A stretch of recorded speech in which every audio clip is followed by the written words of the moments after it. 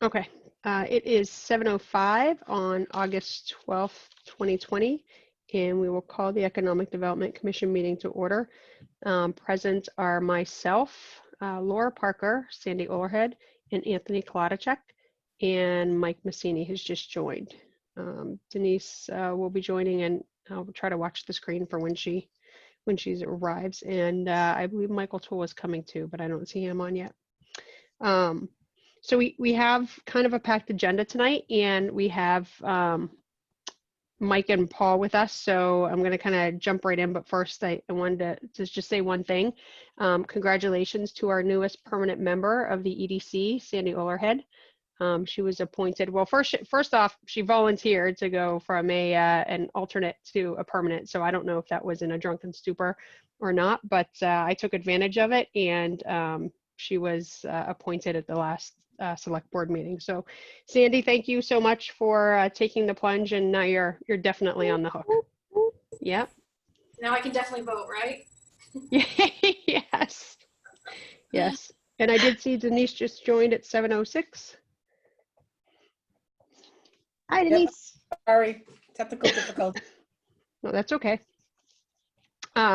So I asked Mike and Paul to join, well, Mike to join us, and then he brought in Paul. And Paul, I'm sorry, I didn't include you initially, and I imagine you're probably going to do a lot of the talking. But Mike and I received an email from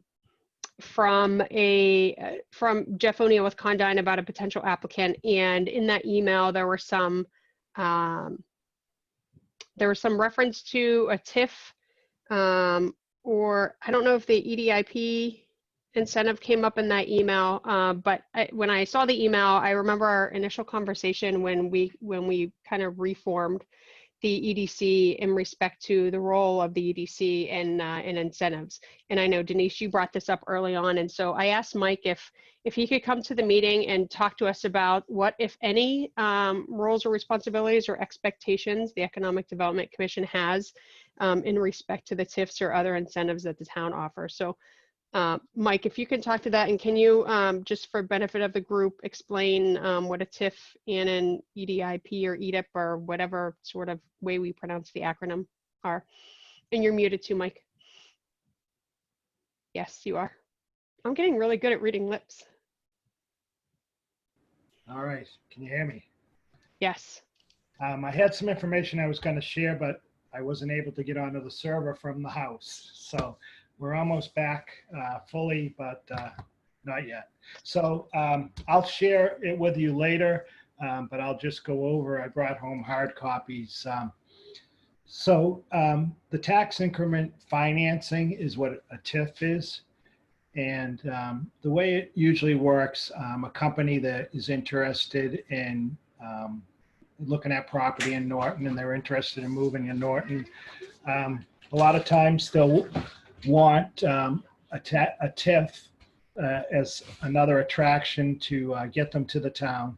And so the way the process usually works is the company, they usually have a consultant they work with that's versed in in TIFs, and also working with the state economic development agencies.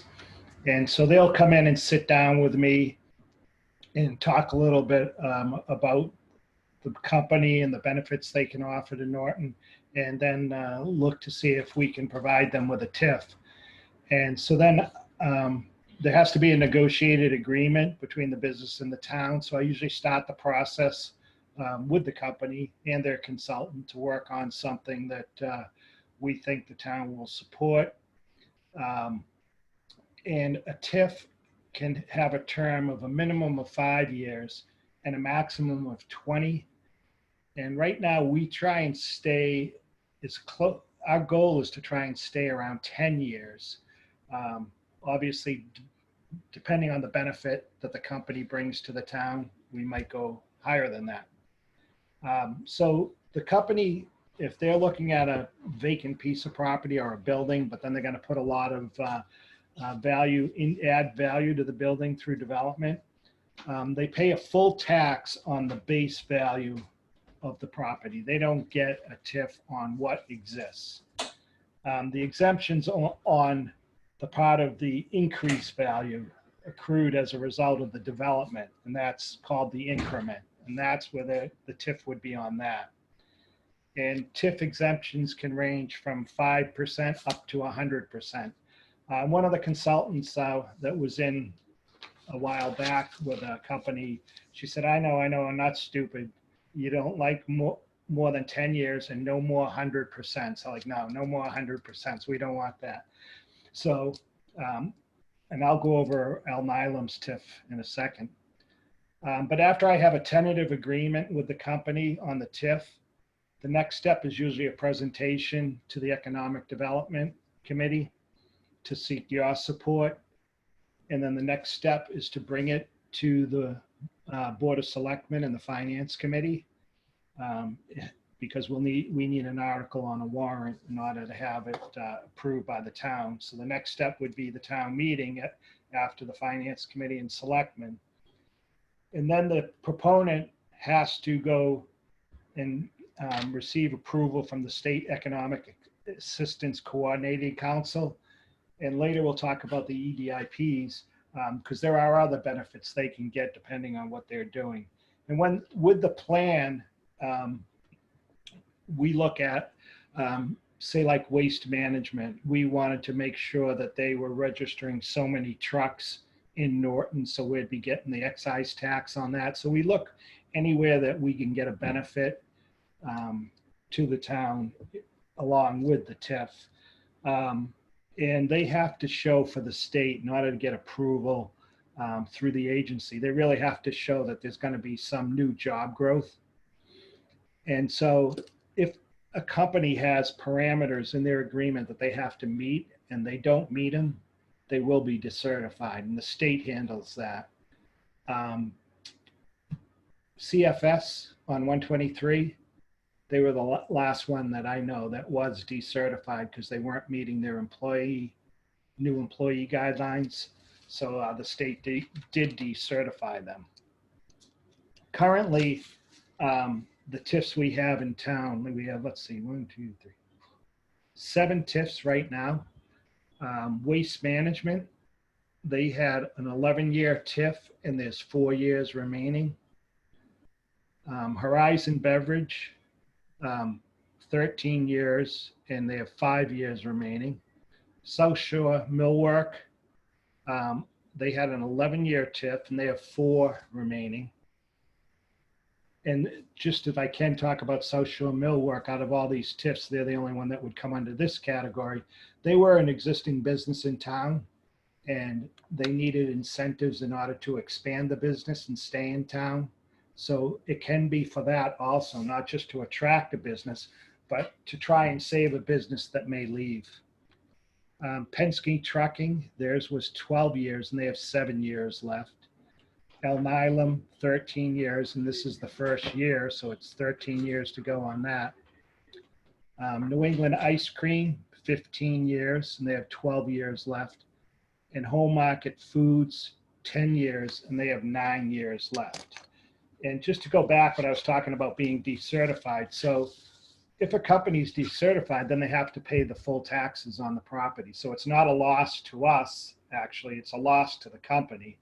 And benefit to us if they get decertified because they pay 100% of the taxes if they're decertified. And Mike, is that retro throughout all the years, or is that like, is there a review annually? They're reviewed annually, so it's just going forward. And I'm sorry, how long did you say the Alnylam TIF was? Alnylam is 13 years. Thank you. And so just to talk about the Alnylam a little bit, first of all, was their building permit fee was like, I think it ended up being $2.1 million, just their building permit fee. So there was a benefit to the town right there. And a comparison they gave during their presentation was on that property where they are now, their building is worth $55 million. So if Condyne had just built a typical spec warehouse, it would only be valued at $18 million. So yearly taxes at 100%, if it was a spec warehouse, would be 280,980,000 on a $55 million building. 422,470 the first year, because their TIF was set up, and this is the way we want to try and work them from now on. Their first year, they got a 50% tax TIF, so a 50% break on their taxes. So their property taxes would have been $844,940, but with the TIF, it's 50% of that, 422,470. And so they did a comparison over the 13 years of the TIF. And so with the spec warehouse, the $18 million warehouse, the total paid over 13 years would be $3,652,740. And with Alnylam, even with their TIF is 50% the first year, then it goes up to 95, then it's 90 for 2 years, 80 for 2 years, 70 for 2 years, then 60, 50, 40, 30, and 30. So even with that TIF, they're going to be paying $3,928,971 over the life of the TIF. So it's almost 300,000 more than the spec building would have been. And then when you get to that 14th year, if the spec building is at paying $280,980, Alnylam's up to their $844,980. And that's just based on the tax rate at the time, because we obviously don't know what the tax rate's going to be year after year. So along with the permit fee and the value of the building, Alnylam has been a good corporate citizen in town. Even before they were in the building, they were sending people down on cleanup days. They've been great with conservation, cleaning up the trails, and the hope is that they'll have some program with the schools as they move along in the years, some mentoring programs. So same with New England Ice Cream. They've been a great benefit to the town as a corporate citizen. Mike, did you say that their TIF started out at 50 and then went up to 95% TIF? It went up to 95% the second year, and then 90, and then going down. So why did we increase the TIF the second year? What was the rationale for that, the way that was structured? Because normally in the past, a lot of the TIFs would start out at 100%. So we'd get no new growth the first year. And so we want to have them start at 50%. So we get some good new growth that first year. Yeah, I guess I get that, but I would have decreased it from 50, not gone up to 95%, I guess is what my thinking was. Yeah. But that, they have to look at what they need in breaks over the life of the term in order to make it worth their while to do the development. In the past, we had some that were like 100% for 3 years. And so we weren't getting any of the new growth really until the end of the 13-year TIF or whatever it was.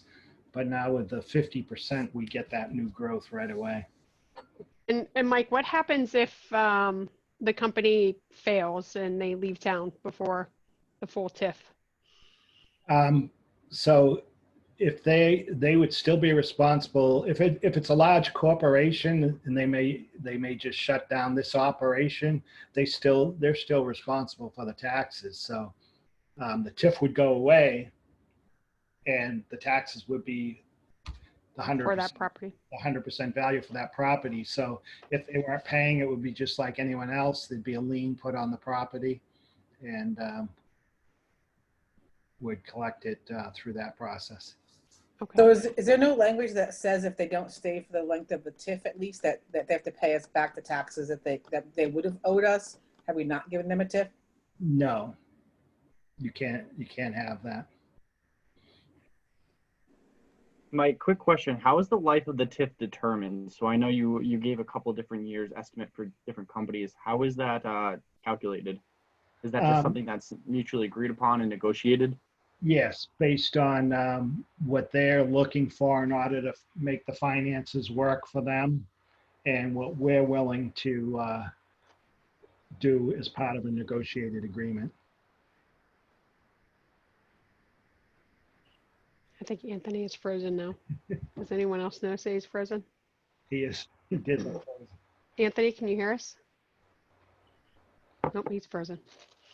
Mike, so can I just ask you again? So you mentioned the TIF is only for added value, right? And so in the case of El Nilam, the kind of the base property value was, or building or whatever value was 18 million, right? So we get full taxes on 18 million?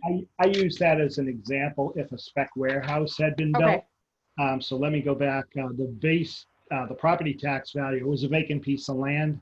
So the Right. property tax value was $13,610. So even with their TIF, they pay $422,470 the first year. So the value to the town year one is $436,080 by having the development there.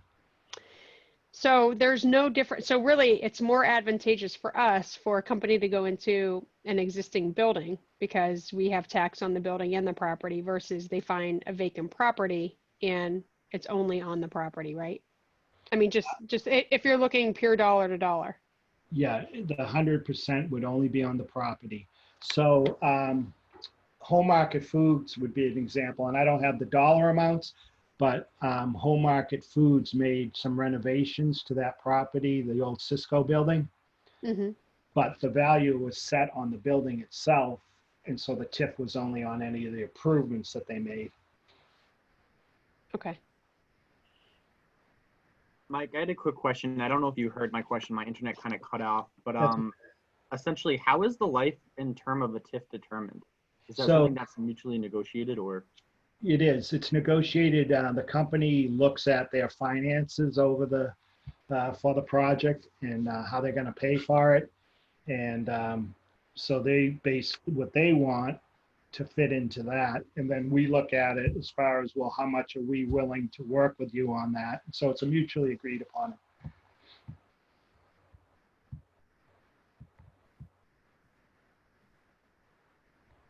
So Mike, is there a template that you start with? I mean, I know we, from the select board perspective, reviewed a TIF and obviously we had a lot of questions on it, especially with new members. But is there like just a standard? I know you said you wanted, that the goal is to stay within 10 years. But do you have kind of a template where you start for most of them and then negotiate from there? Really, it's just using the templates we have from the previous agreements that we've had, and I'll send you that. And then what the value is of the company that's coming in.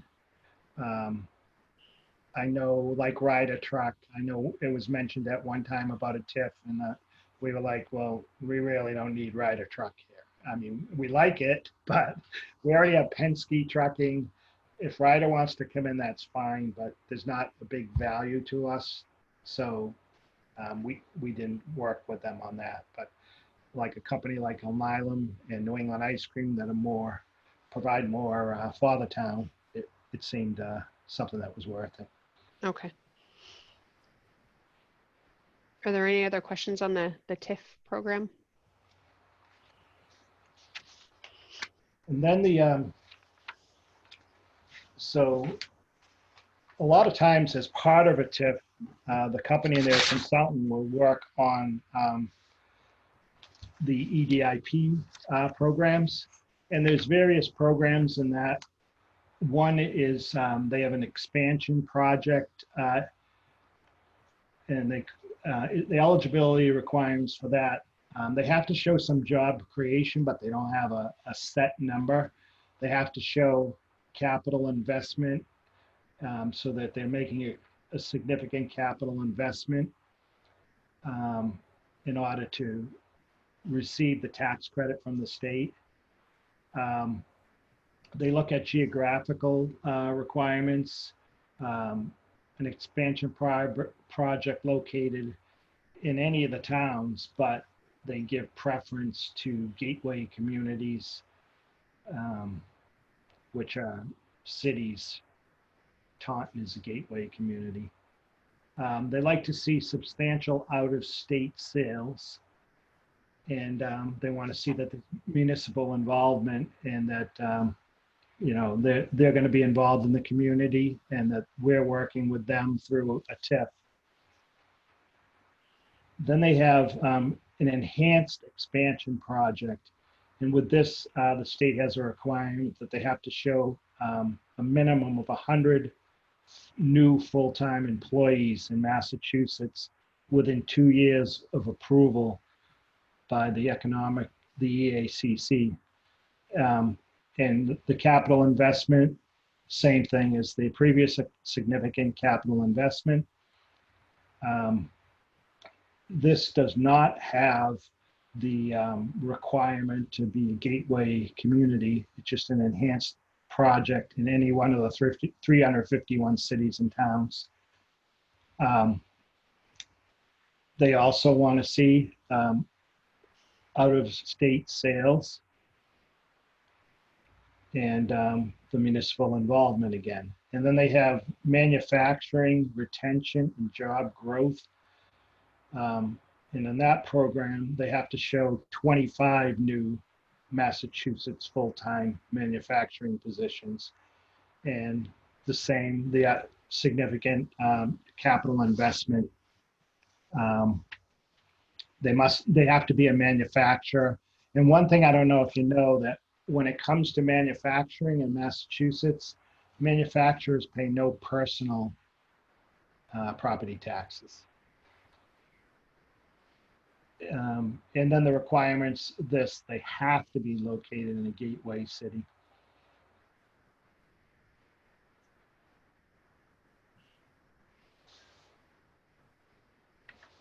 So we never have the first or the last option since we're not a gateway city?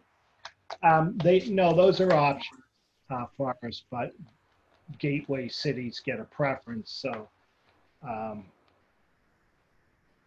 if for some reason the Economic Council was looking to limit approvals in a certain year and there were a lot of companies, the gateway city would get the preference. Gotcha. And Mike, Mike, to repeat, can I ask a question, Mike? To repeat that, manufacturers don't pay excise tax or anything like that. Is that what you said? They pay excise tax if they own vehicles, but they don't pay personal property taxes. They don't pay personal property taxes. So that's tax on any equipment inside a building. Yep. And Mike, did you say what EDIP stood for? Economic Development Incentive Program. Thank you. Yeah.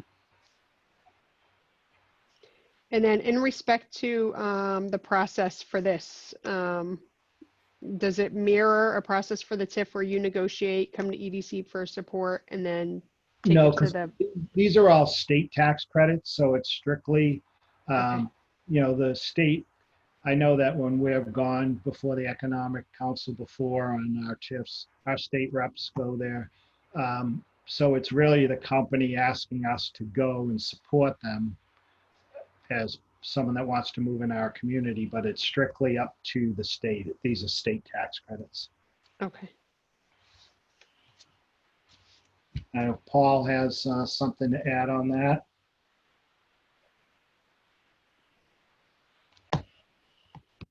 I actually had a couple of other incentive programs that the state offers for municipalities, and they're ones that you really have to do some planning ahead to identify an area or a property that you'd like to see these incentives applied for. And one is sort of related, well, it's not really related, but there's district improvement financing. Whereas with district improvement financing, simply what it is all the new growth you would assess the taxes for. That money, if you targeted an area, you would have a plan to say that the funding from the new growth would be targeted for some prescribed improvements such as sewer, water, streets, sidewalks. It's a tool used all around the country to help incentivize the development of an area so that the taxes from that area's new growth would actually then be reinvested into the area. So it's not a new tax, but what it does is it directs that new growth rather than going into general revenue. It would be earmarked specifically for that area for specific projects. So it's a way, if we were, say, infrastructure deficient in an area, we could identify an area as a DIF, as a district improvement finance area, and start building up an account to help, pay for future investments or future infrastructure investments. The other tool that we have at our disposal as well is expedited permitting. Again, you have to target an area to identify where, essentially what happens is once we get an expedited permitting approval and a policy approved, a project in that area would have to be approved by the town within 180 days. Unless there were some issues that came up or the applicant agreed for a continuance, but it really is a target. The name really says what it is. It's about making sure that there's a decision made within a 180-day period. And Paul, who grants that expedited permitting? Is that something from the town or from the state and we have to abide? It's both. You have to apply through the town, but then it's been a while since I was looking at this, but we have to make changes to our bylaws for it, to allow for it. So that would be a town meeting. But it is a tool used a lot around the state.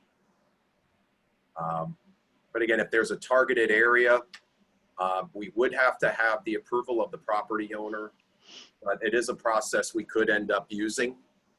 It's certainly within it's a tool we can use. What's the typical permitting time for a project in town? For a large one, I think you're still talking between 6 months to a year potentially. Okay. And I should say there are some other benefits for becoming expedited permitting. For one, it would give us more prioritization for MassWorks infrastructure grants. They would also help with online marketing. Those are some of the benefits that we would get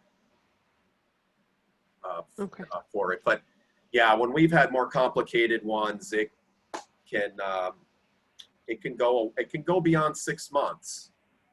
Because it also during that time, there might be data being collected by the applicant and there's a whole host of things, but this is, shortening that time frame.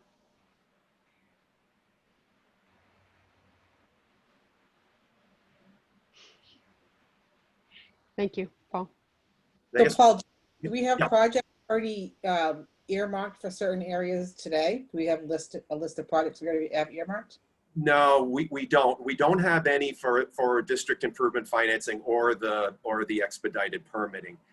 It is something, as we're looking at the Reed and Barton site, both of those are still tools in the toolbox. It's a bit early for us to use them, but it is something as that project starts to progress that we would really want to look at.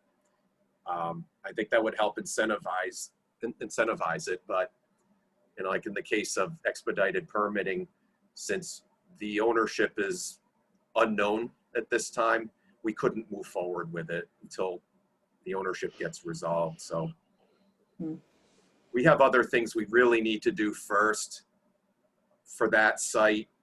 Those are things that would be later stages, but they're in the game plan we have for them. But it is something we'd want to look ahead. So, as you know, we're working on a master plan, and we might see something come out of the master plan where we could go, that's a targeted area. We should be really looking at doing some more of these incentives in advance of it. But at this time, we don't have anything. And then we should. I mean, these are good tools to help us, incentivize the right type of development. Both of these tools, I should mention too, just like with TIFs, they are for commercial and industrial developments only. They're not available for strictly residential projects. So they're tied to jobs and taxes. And by commercial, you're saying commercial in general, not like a zoning commercial, right? Well, they'd have to be zoned correctly. I mean, but like village core or Yeah. village, okay, Yeah, but those are commercial districts, but right. I But- just wasn't sure like in what kind of capacity the term was being used. Well, we would have, say, as you know, we have some properties that are industrial.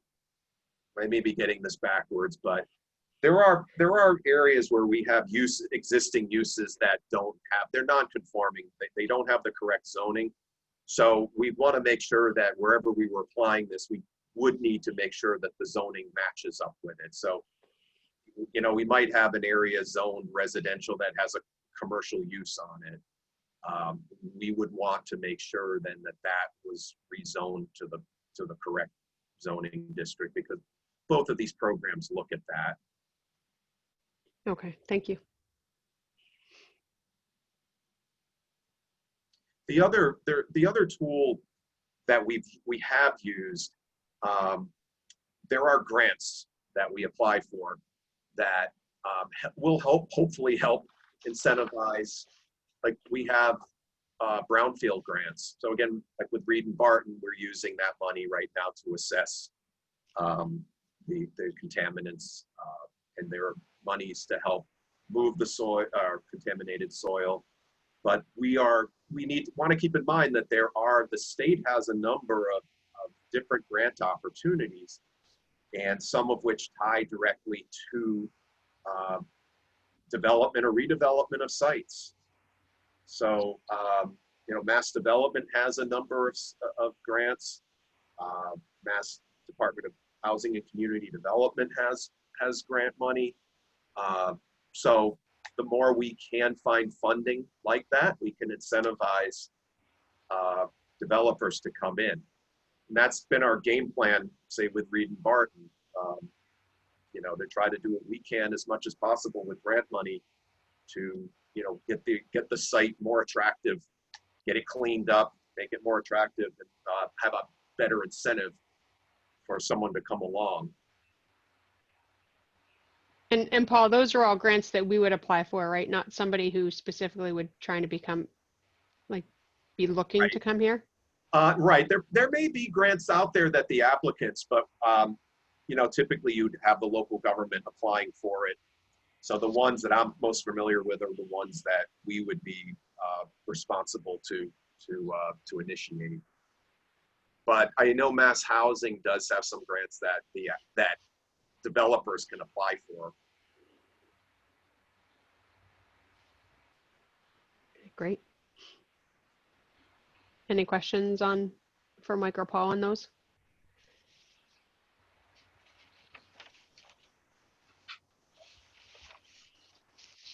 Okay.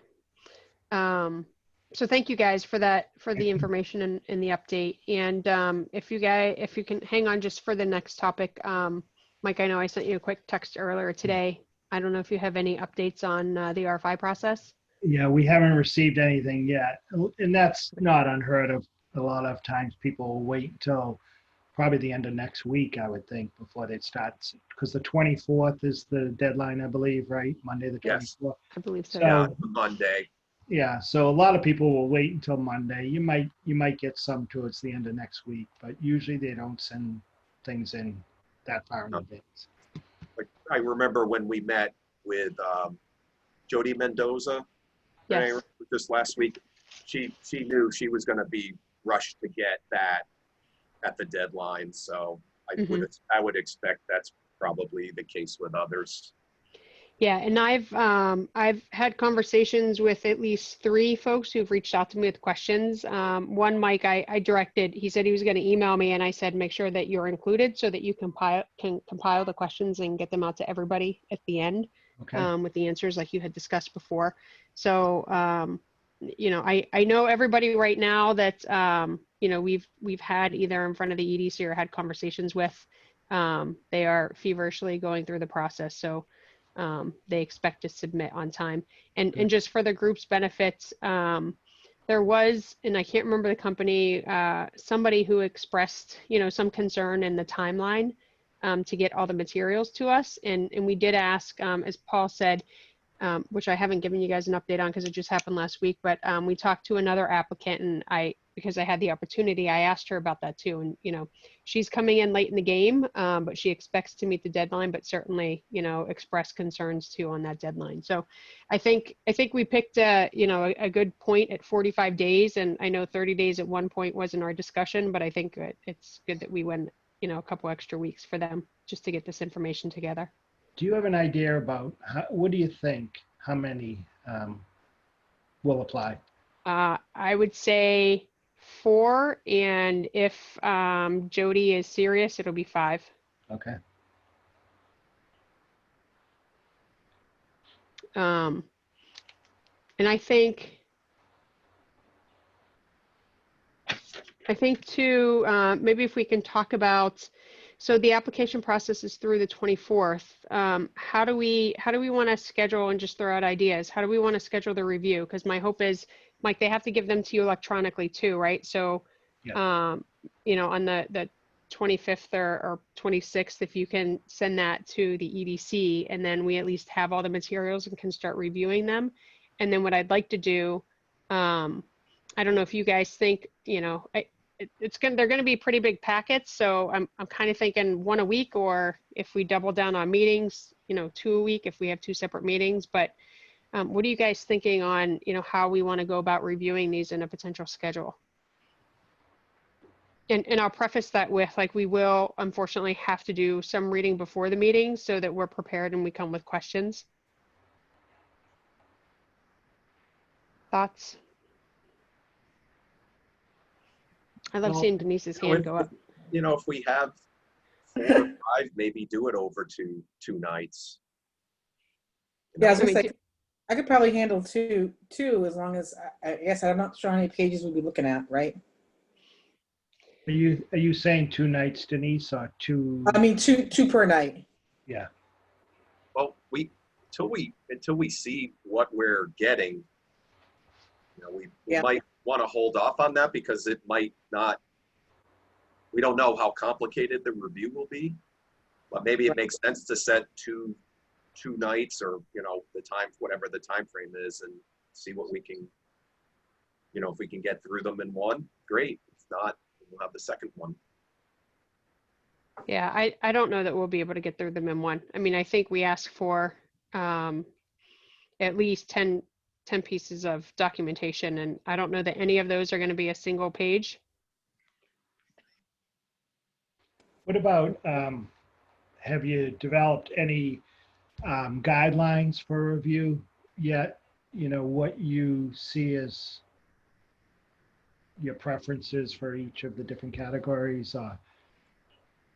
I mean, I don't know if I'd go as far as calling it a guideline. Laura, what are your thoughts on the things that we would consider? I mean, like, I know there's a section that talks about, or maybe even we talked about it, right? Whether kind of the stability of the company, the history of the company, location, right? everything it's all a little subjective. One company we may very much like, but not in that particular parcel they have picked out. And Along those lines, can we come up with some sort of like rubric to grade these against, you know, some of our expectations and guidelines for each one? I think we can. Let me look at the. Didn't we work on this already? I thought we worked on it with. Yeah, I thought we did too within Yeah. the RFI, but let me look. It is. The final page of the RFI has kind of how they'll be graded. And I assume we would probably assign some sort of numeric value to each of them. Yeah. And I come thought up with it that way. before. What's that, Denise? I was gonna say, I thought we had gone through a grading system at some point before. Yeah. Yeah. Yeah, I thought so too. I'm gonna pull it up Who's on and it? share the document. Yeah, there's a list of criteria on the back page that says this is basically how we're going to judge you. We have that, but I think we need to talk about like what's a priority within that list, right? Yeah. What are we gonna look at in terms of Weight the actual criteria. Yeah. So So weight the criteria within the.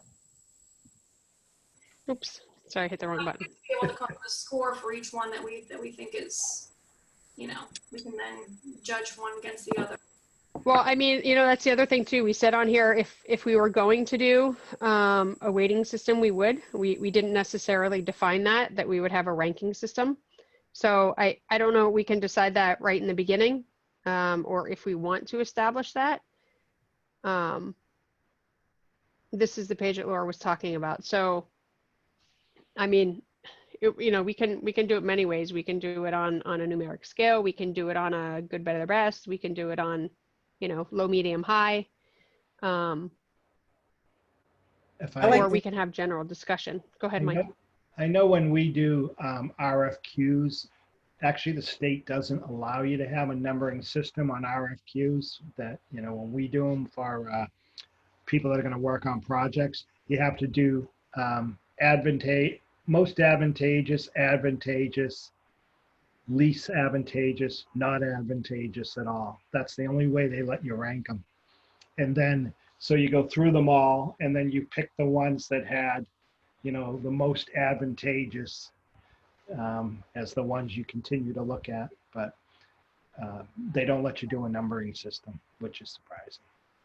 Like, do you have this guideline? Do you have that process and the ranking thing in writing somewhere? Because I think very much so where this is also is a state agency overlooking this, we should probably be following that. Michael, but we don't have to, and we've said within the RFI that we would develop and implement a numeric or other ranking system if we wanted to. Yeah, this wouldn't apply. That's just under the procurement guidelines for the state, and this doesn't have anything to do with that. I think to Sandy's point too, if we wanted to look through these, whoops, sorry, I grabbed my phone instead of my mouse. If we wanted to look through these and weight them or prioritize them, that might be a way to start. And then, you know, one of the things too is, and when you think of weighting, I mean, it's twofold, right? Like we can have discussion on it, and we might be able, without actually having a numeric or a ranking system, be able to pick the ones that we want to support to move on. I think it's only when, you know, we're back to Laura's point, when you're looking at a company like, and I'll take for example, right, 140 right now is hot. I mean, we have two at the entrance. We have one at the Great Woods Plaza. So there's three in a very, you know, small area. Like that might be one for those applicants that we want to do the deeper dive and do a ranking system if we were kind of looking at it from a geographical implementation, right? So I mean, I struggle right now with saying that we would do the ranking system, but I'm certainly open if we want to establish some sort of a guideline for that, or if we just want to prioritize these based on kind of how we feel the weight should be for each of these questions. I think location is up at the top though, for sure. Do we even have location on here? Oh yeah, halfway down.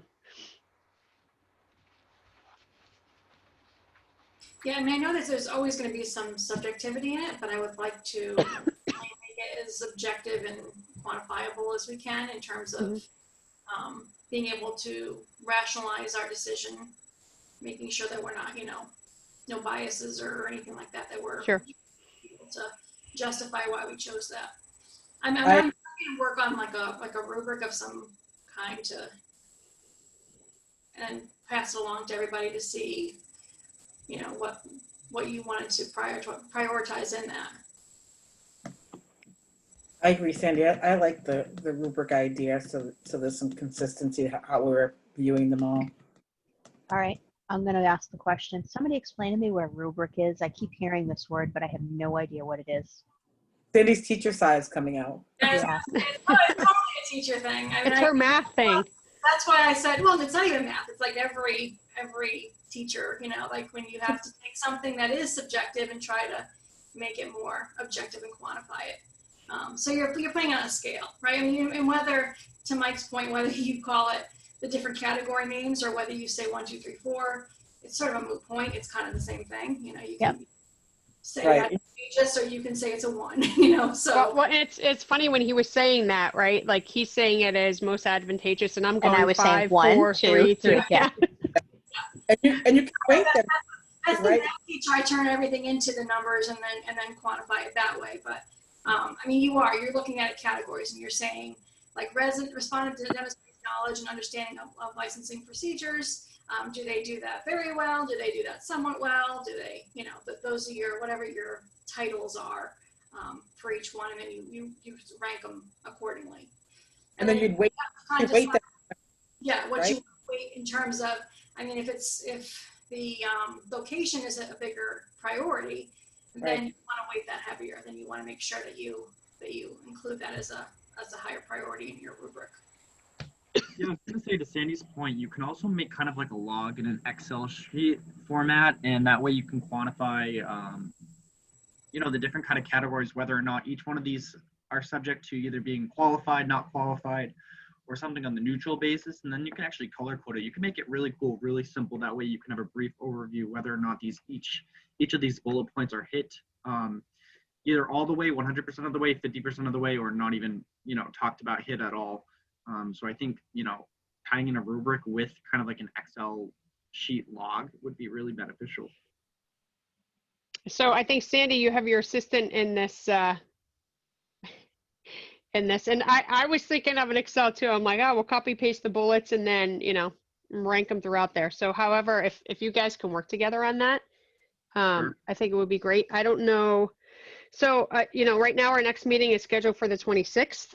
I don't know if we want to kind of make some decisions now to help guide you in that, because I think we're going to jump in pretty quickly from our next meeting into looking at these. You know, I don't think we'll have enough time to actually start on the 26th because, you know, Mike has to wait for all the applications to come in before sending the information to us. And certainly he and Paul will need to have time to review them. But I would say, you know, and Mike, maybe we can do it this way too, just for scheduling purposes as they come into you, if you number them 1, 2, so we know which ones to focus on first. And then we can do, you know, we can have a schedule out there, and then we'll just fill in the dots or fill in the blanks with the applicant that we'll be reviewing for that meeting based on how you received them. Okay.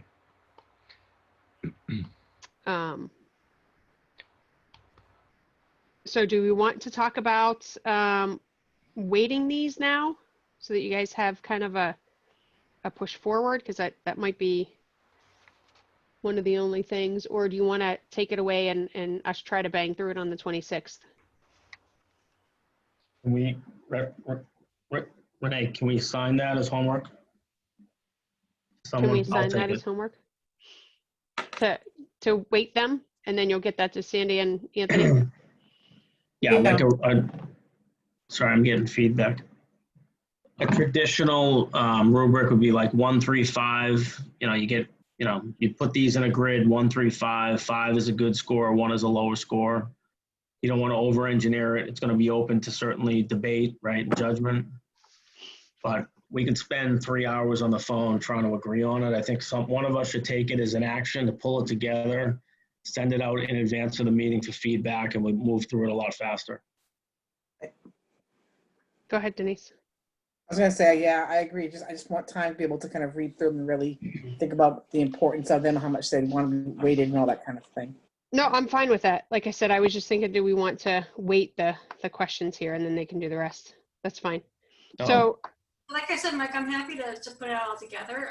But if people want to send me what you think is the bigger priority items, if there's something you think should be weighted more heavily, then I can put that in there too as well to sort of factor that in.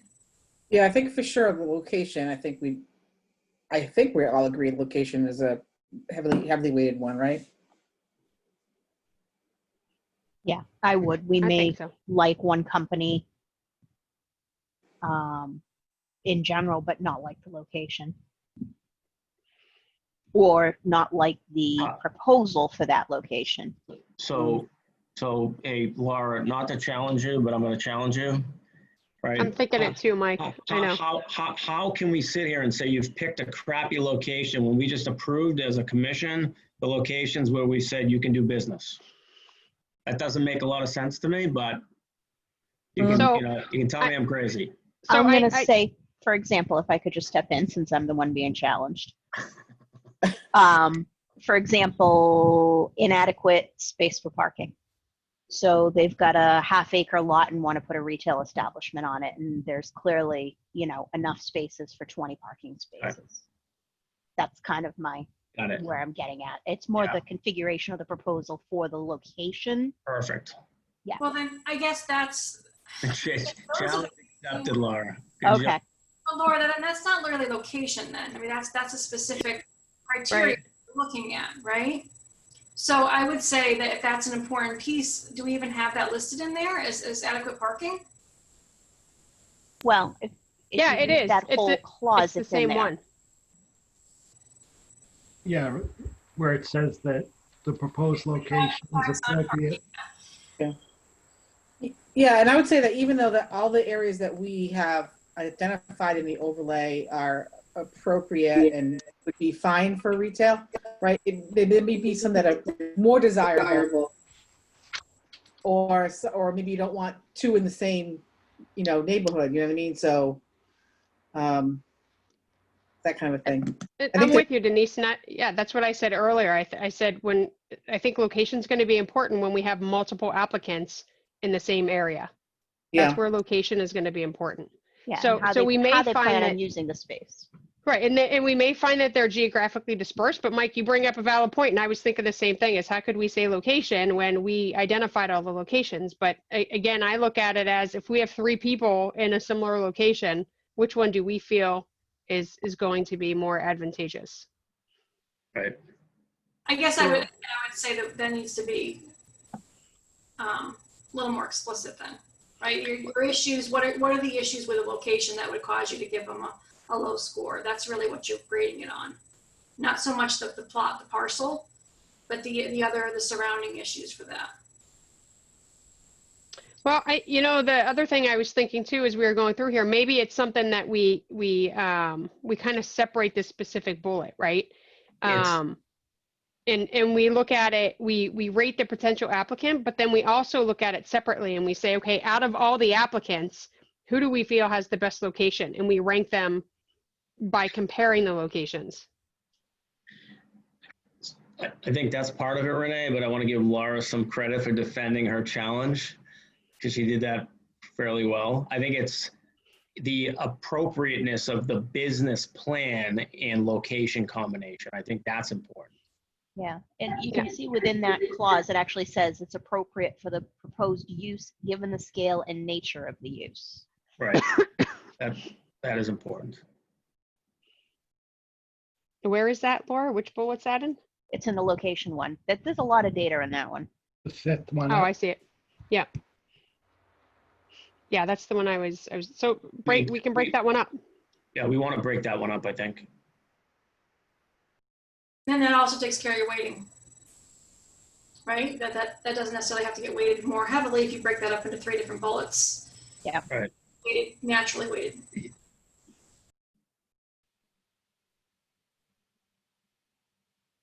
So anything else that we want to provide feedback on now for potential weighting? More important, just looking at the list than others? The financial viability. Yeah. Financial feasibility, the market and financial feasibility.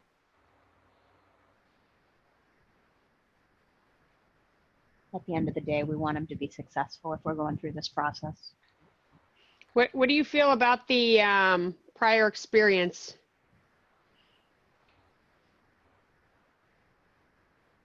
Which bullet?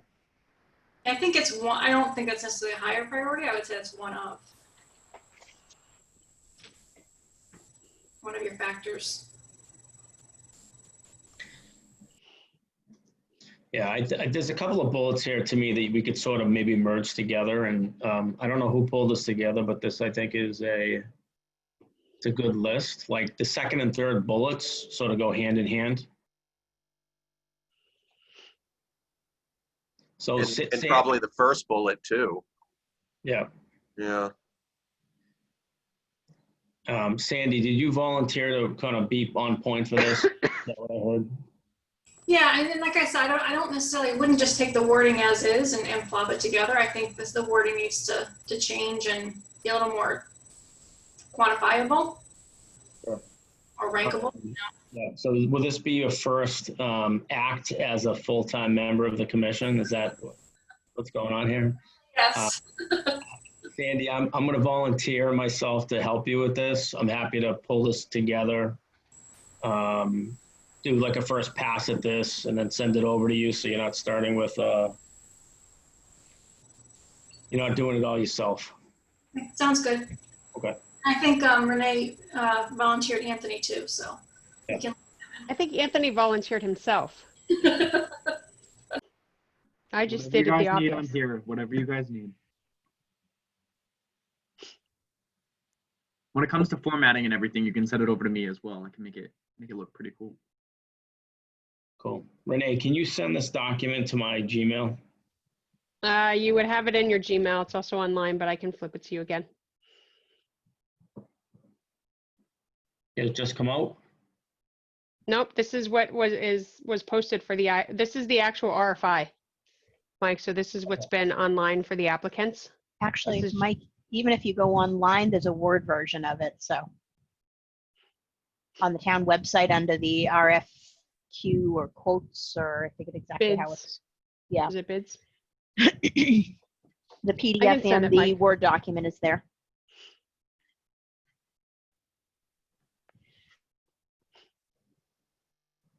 All right, thank you. Okay, anything else on this, Paul or Mike? No, I don't have anything.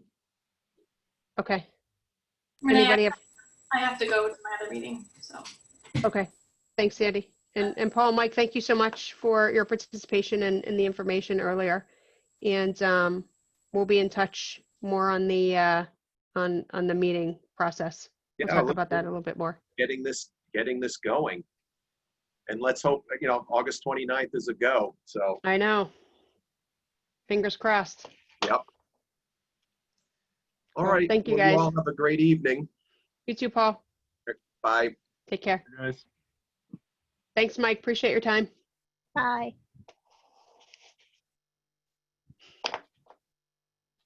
So a couple other updates that I wanted to give on the, specifically to the bylaw and overlay. So we presented to FinCom on Monday. They approved unanimously to recommend it for the special town meeting, which, as they were talking, has been set for Saturday, Saturday, August 29th at 9 a.m. So mark your calendars to come out and vote for this project. Mike, I can tell right now by the look on your face that you are putting it on your calendar. It's Mike. You.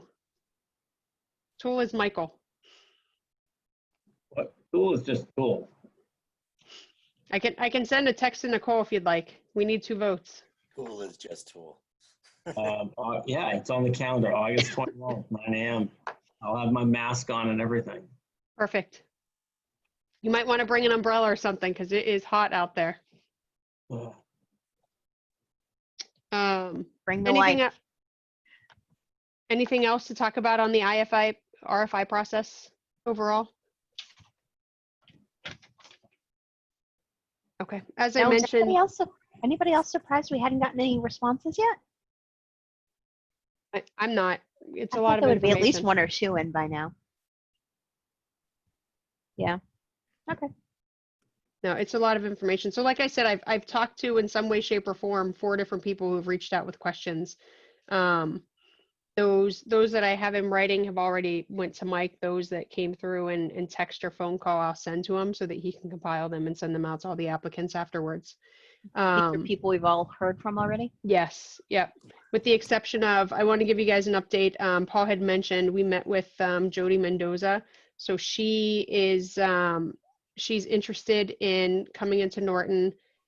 is working on securing a location. It's a location actually that not only is being presented as a 40B and has been through the ZBA, I believe, right now, but the owners are also, I guess, in partnership with her to put a retail establishment in that spot, and that's the location off 140 where the parkour is. It's the one to the left of Alberto's.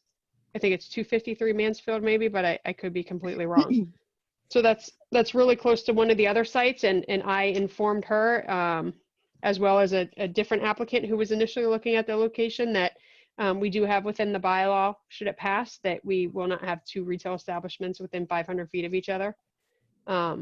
And so that would take out one of them. So going back to, again, the location, right, we'll have two within 500 feet of each other. So that'll be an important piece for our discussion.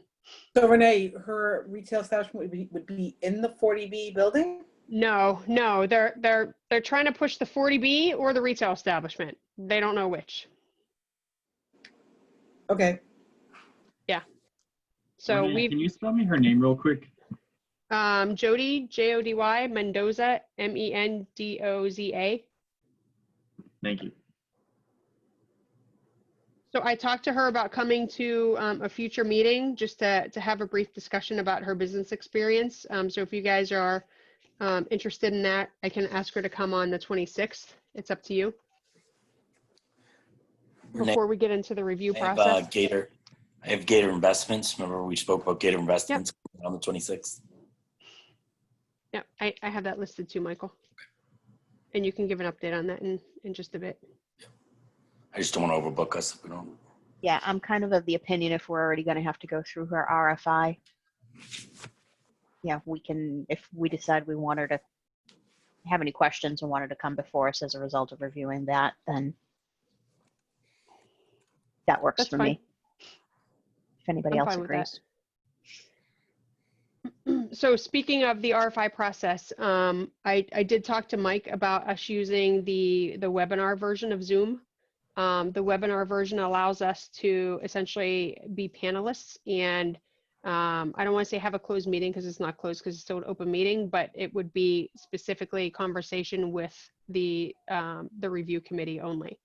And one of the reasons I think that might be relevant for us, and Laura, you indicated this early on, through the process, we want to be as fair as possible. And should an applicant be in a meeting and answering questions as we're having discussion on it, and we don't afford that opportunity to everybody, or everybody can't make the meeting, it kind of goes against, making sure that we're fair and equitable. So with using the webinar, it would be still an open meeting, but we would have an opportunity just to talk as a committee, as a review committee, and then if we wanted to bring folks back, we would bring them back separately and have conversation with them.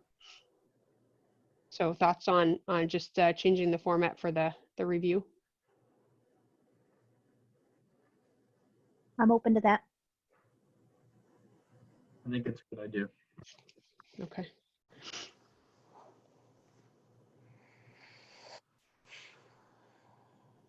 Somebody know how to run the webinar? Yes. Okay. That's helpful. Yeah, you guys will all get an email to be a panelist, but it's for your experience, it's going to be the same. I think that's all I had on the marijuana bylaw and overlay. Any updates from anyone else? Michael, I know you were working on the website. You have anything that you want to share? Yeah, so Nicole started to lay it out, and we've been playing phone tag, actually back and forth a little bit. I'm supposed to be touching base with everybody. I should have been touch base with her by week's end. We should be formatting it, but it's, she's got some of it up already along in the planning site. So once I get with her, I'll make sure I'll send a message to everyone, even outside the meeting, that it's where the link is. Okay, thank you. And then, did you want me to talk about Gator Investment real quick? Yeah, that's fine, because the next one is about Norton business updates. Okay. All right, then there were two of them. So there obviously has been a lot of discussion about what's going to happen with the former Roach Brothers Plaza or Great Woods Marketplace. So next meeting, I invited with speaking with Renee and Laura. Thought it was a good idea. We get Gator Investments as well as Mr. Goldsmith, who's the property owner, to come in and talk about what their vision is for they're open to they have a sheet. More importantly, I want them to describe the process they're doing to try to attract businesses there and what their vision is. They've talked about if they have to subdividing the space. They really would like to get a grocer in there, but they think they've exhausted everything. Just as kind of a feedback, I personally, not as through EDC, put a feeder out there on Norton Neighbors and so forth about Trader Joe's. I would love to see a Trader Joe's. It's all right to dream.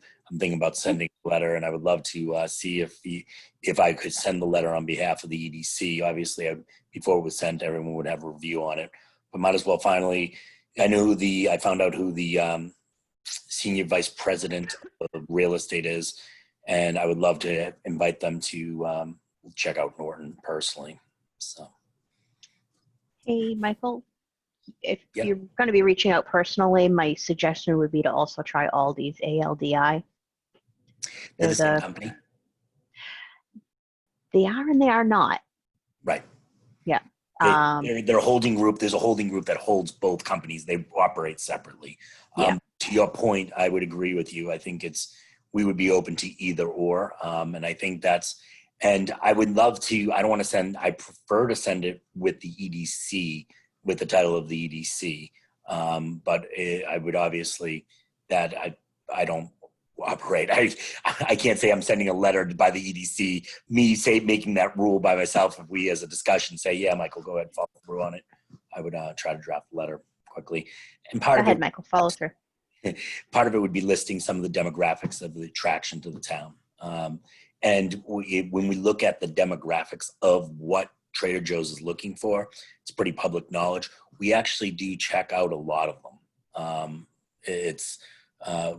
Which surprised me a little bit. So, and I think they also look for unique situations. And with Roach Brothers leaving, I don't think there would have been a chance in high heck to get them if Roach Brothers was still here. With them leaving, it's one of those unique opportunities where they don't have anything in the South Coast and or Rhode Island, where we might be able to be the gap between the two. So. Who's that, Michael? Trader Joe's? Yes. It's a stretch, guys. I don't want to make anyone think like this, but it's definitely a stretch, and I think in all these is also a stretch. But something I'd rather try and be told no. Yeah, it can't hurt to ask. Doesn't At hurt. least with Aldi's, you have the advantage of not having anywhere nearby. I think the closest one is probably Bridgewater. Rainham. Raynham, yeah. I was going to say it's over in that area. How far is that mileage wise? I believe it's actually closer. I may be closer than the Foxborough one. I don't know miles, but about 15 minutes. Right. Maybe even 20. Yeah. I mean, Trader Joe's has typically had like geographic separation. I mean, significant separation, right? They're not like your Shaw's or your Stop and Shop. There are 10 in the area around us, right? We've got Hanover, Hingham, Foxborough, Brookline, Newton, Needham, nothing in Rhode Island. There's nothing this south. They look for an average income of approximately about $100,000 higher. We're about 90. And if you include all the towns around us, we have an area footprint of about 108,000 people within 3 miles of touching us. So I think some of the demographic things we're missing, meaning ethnic background, but I think that's up for them to decide. More importantly, though, they clearly say they look for unique opportunities. Yeah, let's give Is it a there one shot. out in the Bellingham area along 495? Milford, Bellingham is the one over there. There is not one. I think that's Whole Foods. maybe. Yeah, right off 495. I think being off of 495, very close. There isn't anything off a highway. They don't have one anywhere near off a highway. And I think that heading towards the Cape, stuck in between 24 and 95, I think is a unique opportunity for them. But that's me. I might be a little biased. Whatever happened to Hannaford's? Does anyone know why that switched over? Hannaford's got bought by Shaw's, and Shaw's had to divest their stores. That's how Big Y took over the Hannaford's in the Easton area. The other thing, it's funny, when I threw out, But there's still Hannaford's that exist. They didn't all get taken over. Yeah. Just certain yeah, locations. they merged with someone though, because I know they had to divest, and some of the locations Big Y ended up buying their divest properties. But I put a couple of small stores, like a Dave's Market, which is growing in Rhode Island, which we got a lot of feedback on that. I got a lot of feedback regarding that, and I put that on their radar, and I actually just reached out to them as well. Because I don't know about you guys, I would love, I'll take any business in there, but I would love to see a grocery. I think something about a grocery store in a town, I think every town needs one. Maybe I'm just old school like that, but I think a Dave's would be awesome. I've never heard of Dave's. I'm looking it up now. I've never heard of it. So Dave's is a little bit more pricier, but they have really good stuff. They have a lot of organic choices.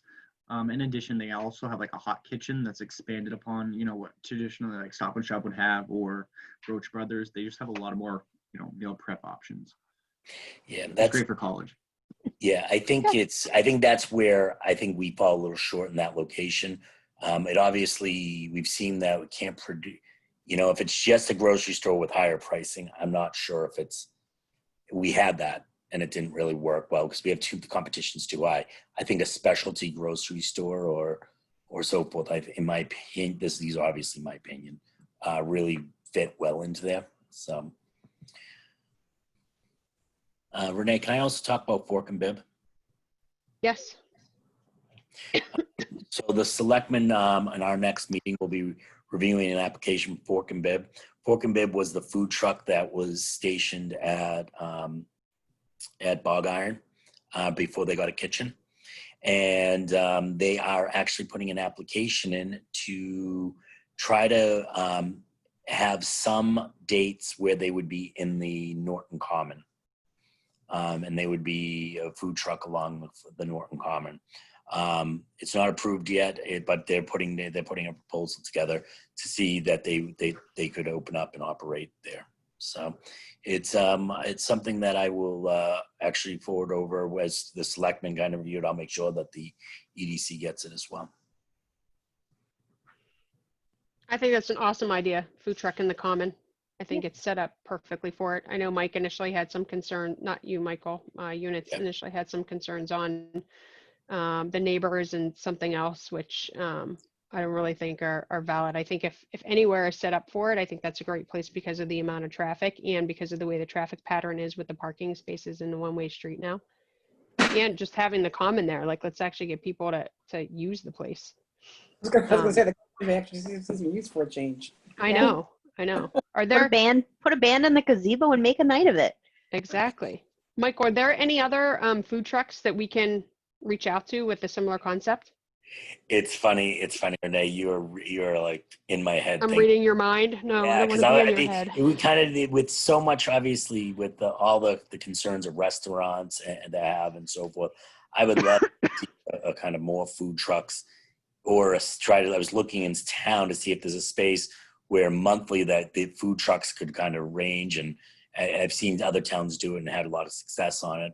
I don't want to tread on the restaurants in our town already, but I have none. I've been looking for in Norton food trucks that are based in Norton. I have not been able to find any more, but I think I also did not reach to other towns, but I think there's definitely an opportunity there as well. But I would love to see Fork and Bibs get the first stab at it before we put a bunch of them there. I Yeah, know let them stick the fork in it. Sorry, go ahead. Nice fun. I like that. Yeah. If we had a great space, it'd be nice to be able to do like a food truck once a month on a Saturday or something, right? Because I've seen it done in like Providence and on the Cape, and it's very successful. And I think Yeah. some of them even charge an admission to get into the food truck space. I don't know who runs that. Part of Yeah. Condine's development plan is actually incorporating a food truck park. I don't know if any of you guys heard about that, but I talked to that. Remember when I was talking to the marketing manager? She provided all this information on how she was planning on having all these different food trucks in a venue type arena almost. Oh, In terms of Until you contacting food trucks, we can always contact them to see what they think or who they think. Well, the other thing too, Michael, is Sharon Rice, Parks and Rec had a food truck day that was planned and she had to cancel it. So you might want to reach out to her because she already had the vendors lined up. And I'm not sure, I think she was going to do it where they do Founders Day. You know, I don't think in the back of the school is a good location necessarily, but you know, that big open lot next to the hay. Do you know what my vision is? No, tell me your vision. In an evening at the library with a band in the gazebo chasing up to that field. I'm not sure if you've ever been in the gazebo. If there, put a band there, and there's this huge field right now. There's actually this huge field space behind there that I would love to see. You know what? We have these nice little nooks and crannies that are being underused here in Norton, and it's yeah, people could park in the Wheaton park. So there's plenty of parking there too. Yeah. Well, it's before COVID. I was going to reach out to the Cultural Council and see if they would be open for a grant to do a grant for an entertainment grant to try to do something like that. So, Guys, I'm gonna hop off just for a few minutes to go pick up dinner. I'll be right back. It's going to be fast pickup. It is. Bye. Thanks, Denise. Yeah, we went to a food truck event at a farm in Winslow. Had the Winslow, best- like where they have the animals? Maybe that's not right. I'm looking at my Facebook memories because it just popped up the other day. It's at this farm, and they bring in a band. They've got food trucks all around this giant perimeter, and then there's like a basement where basin that people sit in with the band and the bottom of the basin. And there had to have been a couple thousand people there. And I posted it and then sent it to Sharon Rice and said, we got to get something like this. And in that case, she was reaching out to the, it's an actual group that runs like the food truck events, and they do them in various locations. And there was like one every week, depending upon what part of the state they were in. But the food trucks actually pay to go, and it's free to the public. The food trucks pay for their location, and like part of their proceeds go to the town, whoever's organizing the event. And it was great. We had the best time. And I had said that to her, and she says, I'm looking into it, I'm organizing it. She actually called me one day because she was going to go to a taste test place somewhere, and I had another meeting going on and I couldn't do it. And then COVID hit and everything went to hell. Bye-bye. But if we were to do it in the common, where could we park people? Like a big thing in the common? Yeah, if we had like 8 food trucks around the common. I wouldn't necessarily see that in the common. I don't know that we do have, no. I mean, I think guess the post overflow office? parking. Yeah, there's 2 parking spots that Common typically uses from the post office to that lot before next to the post office, which is a Wheaton lot, and then the what's the center called? I want to call it the Carter Center. It's not the Carter Center. It's the Clark Center, where for Wheaton, where the dome is. So the people kind of park there and kind of come up. But those are, if we ever did 8 trucks, that's a lot of cars. Yeah. Well, that's what I was kind of picturing in my head, is something literally like, few trucks all around. Granted, now that I'm thinking of it, you really can't park all the way around the common, so it's not going to work. But, if you could have the trucks all the way around there and the people in the center, and like, a musician in the gazebo and make a night of it. Yeah. But, yeah, I think it's. well, maybe if we take 8 to 2 trucks, that might be a better fit. That field used to be empty, but they put that sign up, right? the Wheaton College sign in That- that field right Where on the you are. corner. That field used to be an empty common. and would actually make a great location for the Norton Common, wouldn't it? Yeah, And then 140 would be nice and straight. Look at that. Imagine right. that. Oh That's boy. the 20-year plan. We're Oh jumping boy. ahead. Imagine that dream, huh? Also, have you guys? I'm sorry, Renee. I don't want to follow us off calendar here. I mean, off agenda here. If it has to do with Norton business updates and interests, please go. Yeah. Have you guys been following the planning board recently, specifically about UMM? Is it UUM? UMM. He's the gentleman that purchased Dooley's trash. So Dooley's was a company based in Mansfield. I want to kind of reach out to him. He was looking to be putting a lot. I don't know where the last decision is with the planning board on this, but I know that he was looking to put a lot in town on a commercial zone to store some of his trucks. And I really would love to see, depending on where we end up where the planning board ended up, and I just have to watch that last meeting, maybe invite him in, because obviously he's taking space up in our town now, and he's a resident of our town, bringing business to the town. And I just think it would be a nice to kind of reach out to him and see, to just talk about his business. Obviously, he just acquired Dooley's, so that's something just maybe later on down the road that I want to put on our radar. To potentially have him in a meeting. Yeah, he was, without getting too much commentary, I was a little frustrated with the process he was going through, but I think it may have straightened out by now. Was that 6 to 12 month process we were talking about earlier? I wish our approval process was 6 to 12 months for businesses in this town. I would encourage, as it's a public meeting and being recorded and hopefully being passed through the town, I would encourage any resident that wants to get involved to look at the planning board. I think our town, I think they do, and I'm careful, obviously, because I don't have the burden. I don't have to carry the board burden of the planning board, but I do believe that that's a committee that some new energy might do it some good.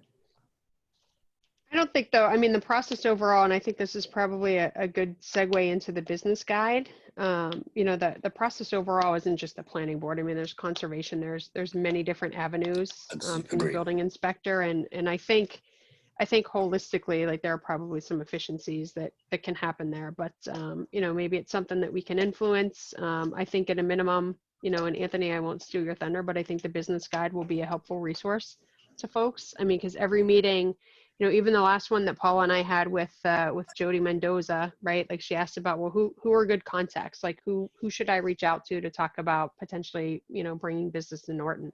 So it'd be nice to have something to just hand people and give them the information, right? Or even on the website, like, have it on the website so it's available for anybody who's interested in coming to town, because it's not an easy process. I mean, it's hard for us, and we live in the town, right?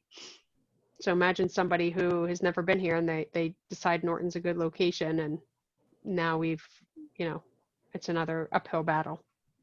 Well, and I think I'm excited about the guide thing. I'm excited to kind of review it and all that, Anthony, but because I'm not sure you've been involved in the town and into this organization, and you tell people that we're part of the economic, and they tap you and they say, this town is so difficult to do business in, and you hear it, it's a reoccurring theme.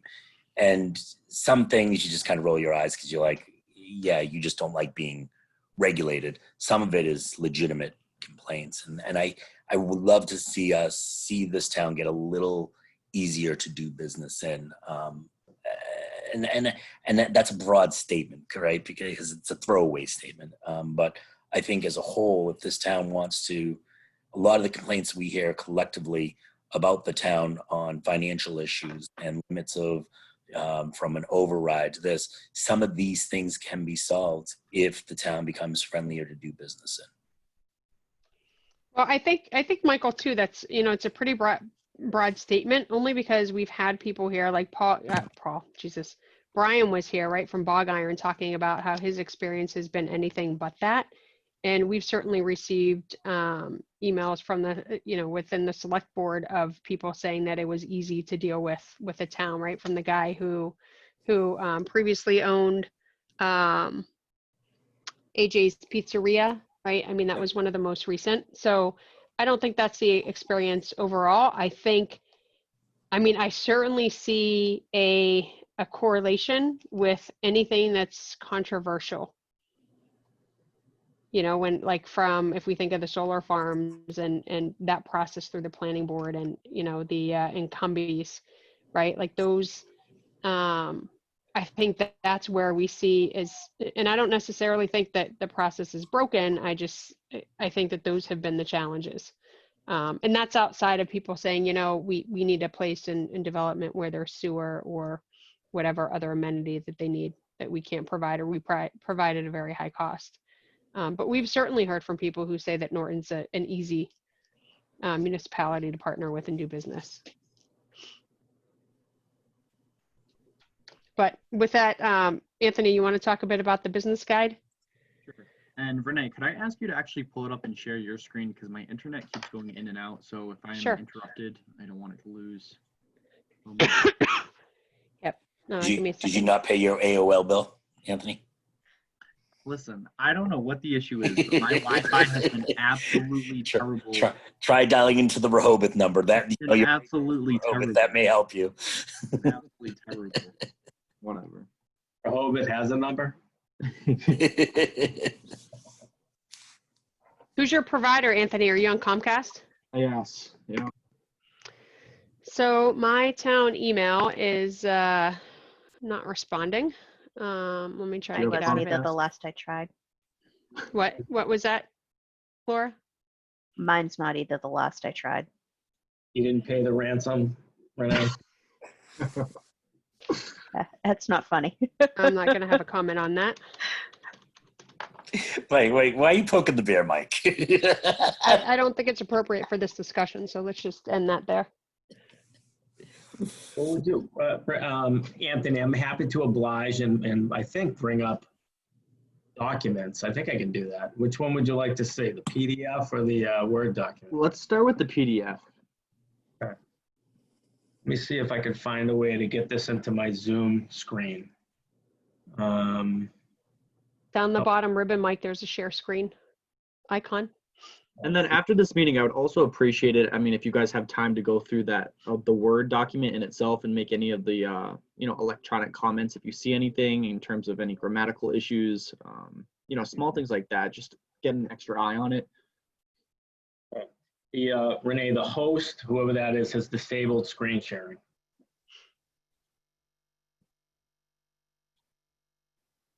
There you go. There you go. All right, I'm attempting to share my screen.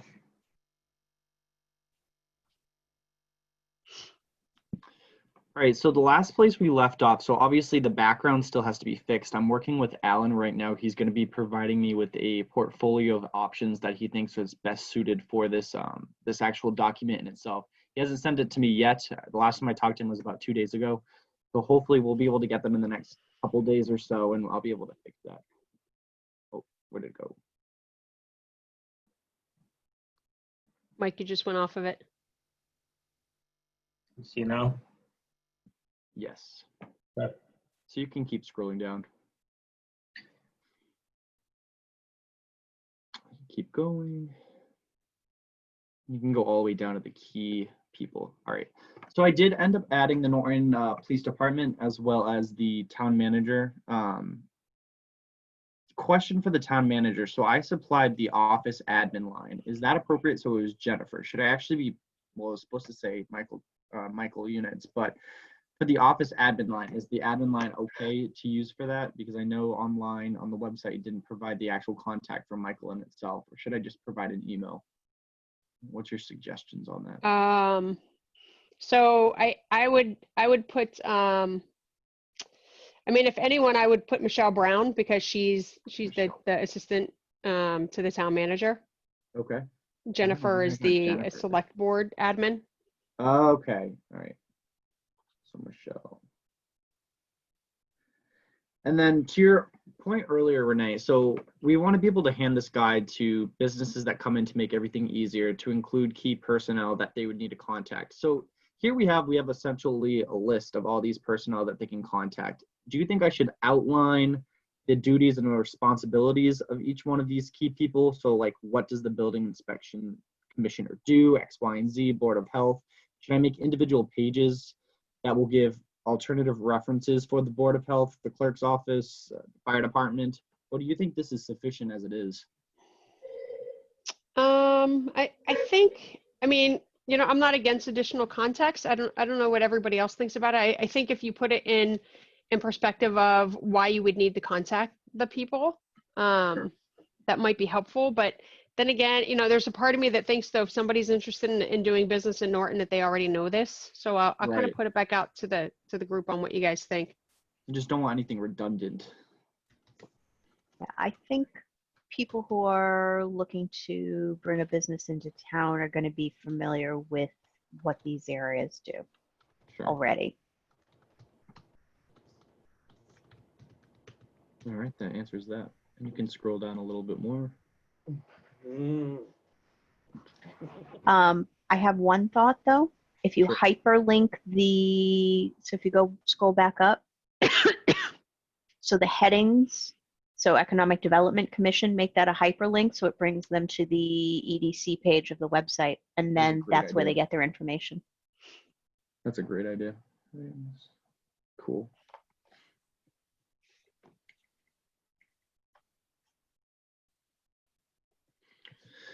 Statistics haven't changed. Everything is still current from the last time. We haven't moved. We're still south of Boston. Haven't moved. That joke was made last time. Sorry, I missed the last meeting. My bad.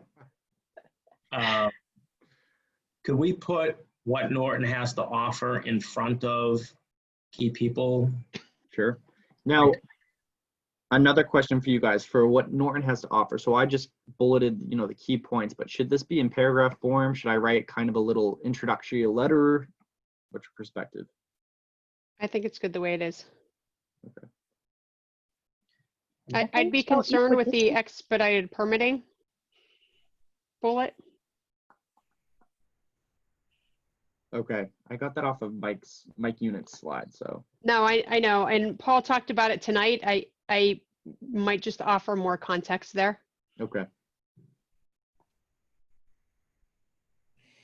Maybe something like expedited Mike? permitting available, like, Is there How any way did we can Paul- zoom in? I cannot see any of the words. My eyes are, I need cheaters. Getting old sucks. Hold on a minute, let me send you a emoji, Laura. I'm fighting the bifocals. I'm at the point now. Thank you.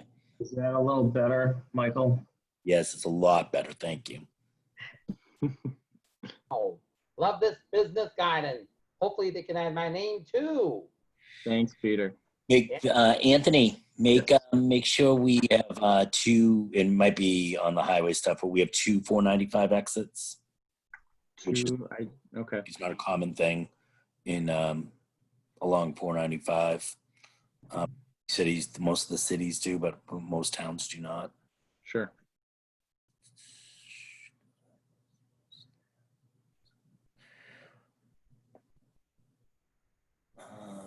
I would also put in a bio, our goal, our platinum rating on the bio, mass bio thing in there.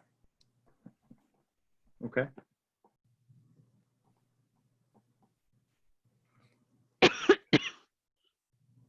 Thought we had a single tax rate for the town.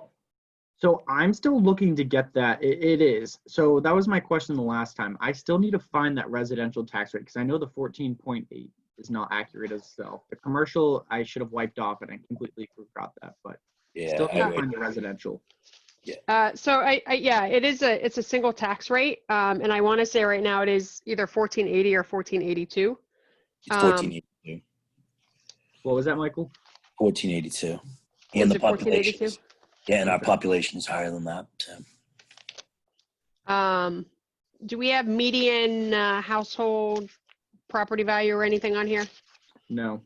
Okay, because that significantly changed from last year.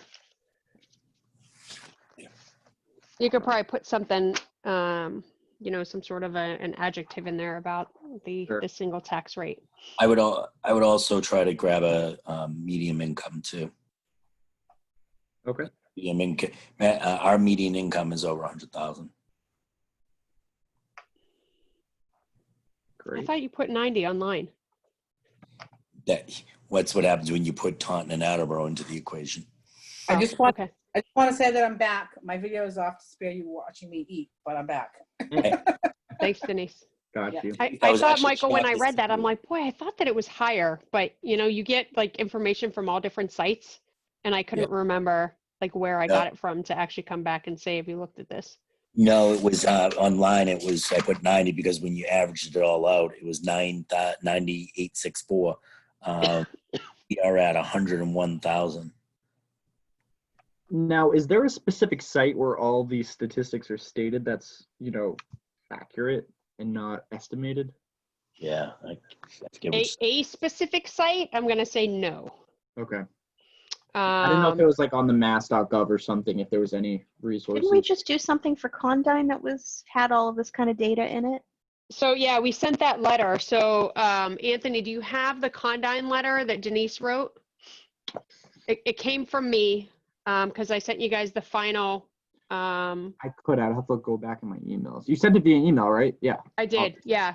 I sent you the final letter that we submitted on behalf of the EDC, and it had, and you know what? I think I sent Mike's too, and Mike's was a little bit different as well. It kind of talked about Wheaton. I don't know if we want to put in there, you know, anything about the schools. I don't know if something's there. Like I think we're like a B+ rated school I system. think that would be really good. And the only thing I think that we were ranked poorly in, we got a C in that brought us down, was diversity. Maybe we can link to the site that shows the rankings, you know, or the B2, Renee, but I'm sorry, Michael. I thought we were higher than a B, but I think we're a B+. I can look. I know I have it. Oh, you know what? I can look right now because I have it. I believe I have it bookmarked. Oh, I keep hitting the keyboard that's not attached.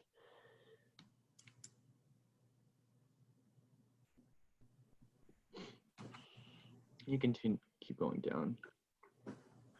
I was jumping forward. What was that, Mike? I was just jumping forward. Oh, sure.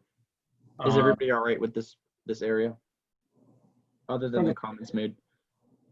Under transportation, I guess, Anthony, what's the thought here in listing, you know, kind of 131, 123, 140, 495? Sure, absolutely. So going back to Mike's original point about establishing how we have two different exits for 495, that was kind of my intent, to just provide different routes and, you know, including different services that we offer for transportation. I kind of modeled it after the city of Newton. Obviously, they have more transportation options than Norton does right now, but I've been trying to include as specific as possible, like what we have to offer. So honestly, all we have to offer is the different routes in the busing service. What about Gator bus service with connectivity to Mansfield commuter rail station? Okay. You know, which connects it, you know, connects people on the Providence corridor to Providence to Boston. Good Like point. Good point. maybe this becomes public transportation options. And then, you know, maybe this is just another section here that says like accessible via routes 123, 140, Sure. 495. Or you could somehow mash it all together, I guess. Sure. Does it I would really add- go to the train station? Yep. Sorry, Laura. It does. I did not know that. I think like every hour on the hour. Better than that, it syncs up with the commuter rail schedule, and I used to take it from the end of my driveway to Mansfield train station. That's so convenient. Mike, doesn't stop at Greatwood Crossings on the way to Mansfield train station, stops at Greatwood Crossing too. It doesn't stop on the way up. Some of the buses on the way back have a stop at formerly known as Roche Brothers. Now the dollar store. Yeah, isn't that what he said? Great Woods Plaza?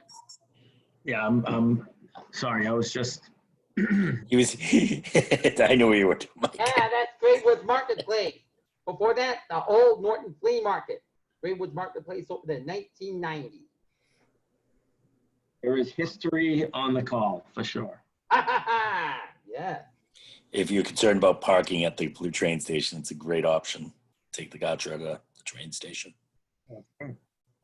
Anthony, I would just put 95 in there where our proximity to 95 is close enough. I would feel comfortable putting it in there.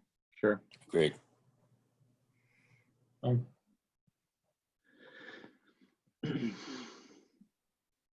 So these are just our standard protocols for opening up a new business in terms of business certifications according to the state and towns. We don't have to read this in detail. I mean, you guys all saw this. And Is this? Do you mean to have like a at this very beginning here, getting started? Is this like? I gotta reformat that. Okay.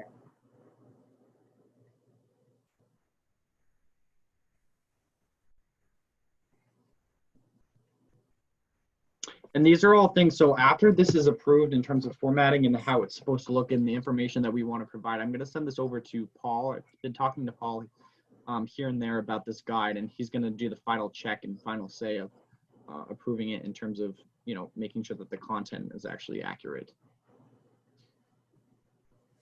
Methodology, I should say. That's perfect. I mean, they'll own it and have it on their website. Right. So that'd be good. How many pages is it? Right now, I believe it's 5. Correct me if I'm wrong. Could be 6 though. So again, the things that we were going back and forth on is, you know, either condensing it and making it a short version, or the towns around us have been making it into like a 20-page business guide, and you know that's a ton of information. Whatever it is, Anthony, even if it's notes at the end, back of the book, make it even. Right. So when you make it, so in case someone decides to print it, if we decide to go print it, we don't have to try to wrestle with it to try to add a page. Right. Right.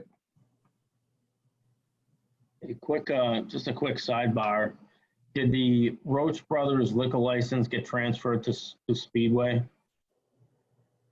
Speedway took somebody else's license. It's not Bruce Yeah. Brothers. I think that's that. It's not a liquor license. It's not a liquor license. It's a beer and wine license, and it's still available.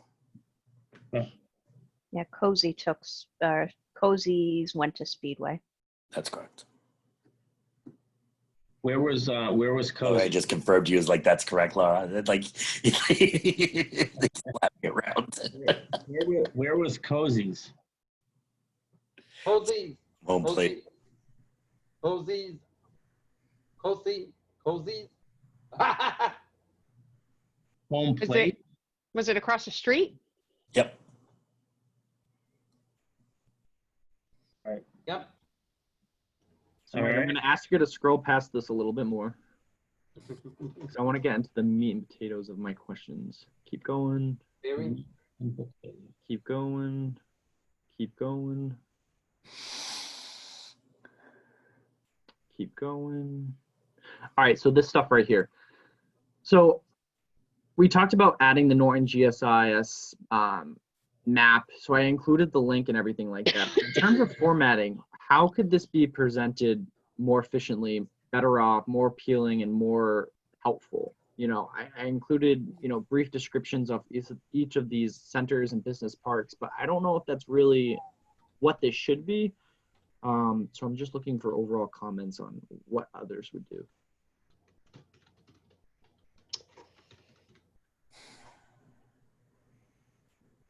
Michael, Or weren't we is it- going to put in a link to like the commercial real estate, or was that something you had personally? So if you scroll a little bit down to the references, It's something, Renee, that we talked about, like how could we establish that through Yeah. the planning board? Because we would need a landing page for it. And just, so if you go to the links that I provided underneath the description of each business park, that will have basically all the outlines of the properties available. But we did talk about establishing, you know, the PDF files that I was sent from the marketing team from like Condyne.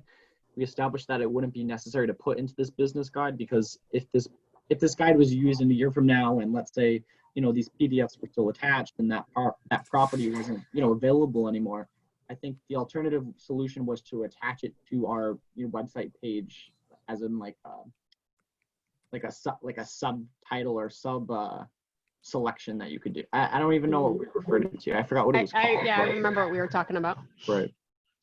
I mean, I would think that I would think at least the search available commercial real estate, I would put that link up there first. Okay. And then probably the GIS, and then Sure. Condyne and the other one. I don't know that I'd hone in specifically on those 2 industrial parks, because they are industrial parks, right? Sure. And we have a lot of commercial property available throughout the town. Sure. Okay. Maybe I would, you know, something, and we may be able to link. Anthony, let me get back to you on this. It's just a conversation for everyone else to link to showcase.com. Showcase has been the link that most industrial sites use, or like I know Mansfield does, for commercial space. Like here's a perfect example, like the lists, but I feel like this isn't the whole list of available commercial space in town. Right. Absolutely. The village core part. Yes. Okay. So I was a little confused about how to actually capture that. I didn't know what to put. Obviously there's a link, but I wasn't sure, you know, how to capture that. So I need recommendations. I would probably change this references to something else, like maybe it's something in progress, and then definitely have a conversation with Paul on the language here, because I think he can give you what it is. Okay. But I mean, both of these things are up in front of the town, and we're not sure that they're going to pass, Sure. right? I'd maybe just make a reference to Norton Village zoning. That's the village core is more specific, but that the village zoning goes from Attleboro all the way to 123, Sure. all the way to Easton almost. So I'll consult with him. Yeah, and you know what, Anthony, ask him about the master plan, because I think that would be good to put in here as well, because he's been working quite a bit on the master plan with Serped, and you know, again, while it's a 20-year plan, I think it would be good to show that, you know, these are the things that Norton really is pursuing as We're thinking opportunities. about, right. Yeah, yeah. Okay.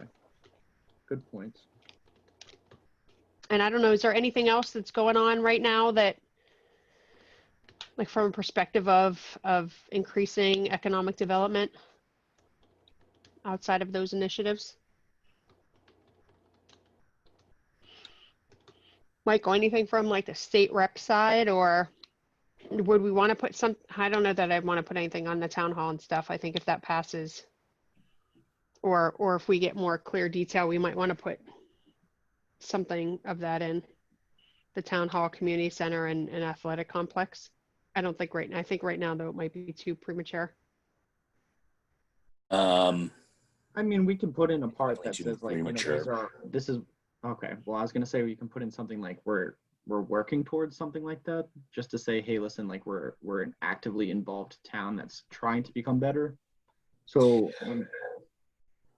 go ahead, Mike. I think that whole reference section, I think you should take that whole reference section out and just work on master plan in that section. The master plan is going to be there. It's absolutely going to finish. And I think to Renee, I think Renee said it's very similar to that, is it's going to define in the direction of what our town's going to be looking like for the next 20, 25 years. So I don't think just we enough. should take the other initiatives out though, Michael. I think they're good, especially think of somebody who's interested in marijuana. I mean, right now it's been a big push, right? I think the fact that it's referenced there is good. And even if it passes, like we could say like recently, I don't know if I'd say approved, but like, you know, recent initiatives that have been completed or something like that, just to kind of show like the steps to move forward, you know? I mean, I guess by the time this is finalized, we'll know if the overlays have passed and all that stuff, I guess, right? So No, Anthony was planning on getting this done by the 26th. Yeah, well, clearly that's not going to happen.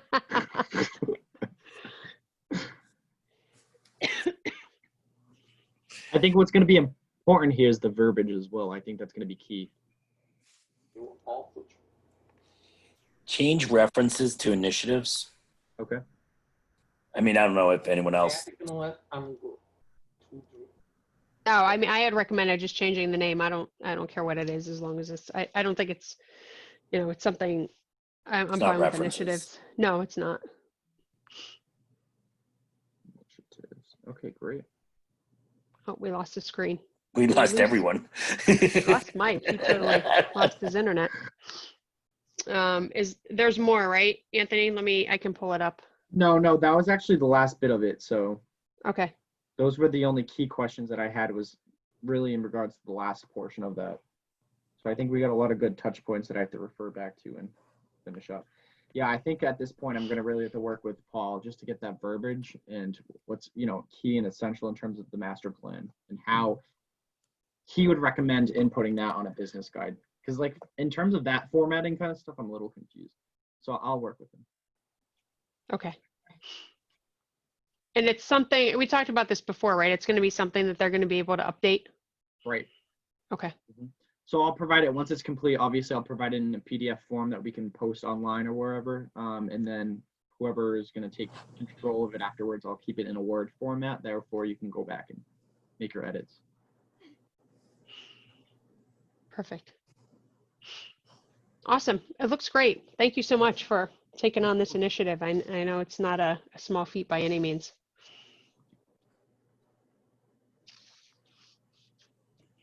So awesome, Anthony. Thanks. I've lost my. I sent you that showcase link, so you might want to add that with Loop. So you might want to just say these are some resources for identifying open available space in town. Sure. Okay. Anything else in the business guide? Nope. Mike, do you want to go with the survey? Talk about the business survey? I'm not prepared to talk about that. I know Okay. I know the yeah, I'm not prepared to talk about that. You want on the next meeting or you want to wait? I'll be prepared to talk about the next meeting. It's Okay. I just had questions because it looked like Serpent. I don't want to duplicate what it sounds like they're doing that. I mean, it's a good question. I'll let me touch base with Sandy and I'll give you an update and we'll get it done. We'll get a launch date so we can get it going and be done with it. Okay. We're just going to piggyback on what Serpent has. I don't know. I mean, I wanted to make it much smaller and kind of do it on a social media type platform, but I also don't want to interrupt. Let me just touch base with Sandy on it and I'll give you a full update on which direction we're going to move. Did I send the email back from Paul about that survey? Did I send that to the group? I don't believe you did. What is the deal with my email? Let me get that, because Paul said really he could use the support of the EDC and Getting it out there. yep. Give me 1 second. Let me find his You email. did send that out, Renee. I did. Yeah. Okay. Because I remember reading and saying, okay, this is a discussion point. Yeah, and I would say at a minimum, I mean, I know we want more detailed information, but if we can start moving that in conversation. Did we ever, I know we talked about, and I thought maybe I'm wrong here, that somebody was going to put together like a business listing, or we were going to try to get it from town hall? I sent it out to the group. Do we have contacts on there that like email that we can distribute that survey? No, it's just the name of the company. It's not the full. So I've started to go through it, but I mean, it's a Herculean task to go through it to try to add there are contacts in there, but not emails.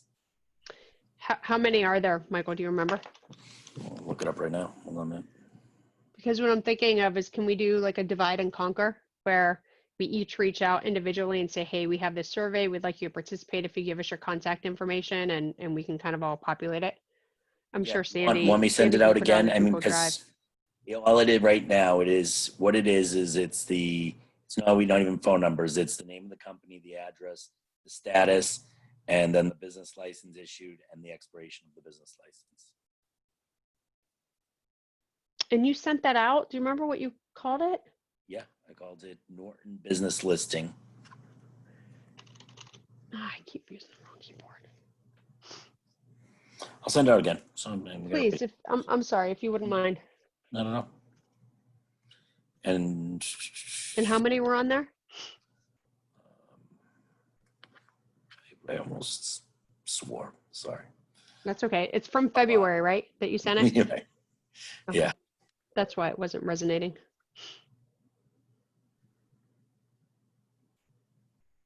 So we have does anybody have a tool to pull PDF into Excel? You don't have to. I have it in Excel. Oh, great.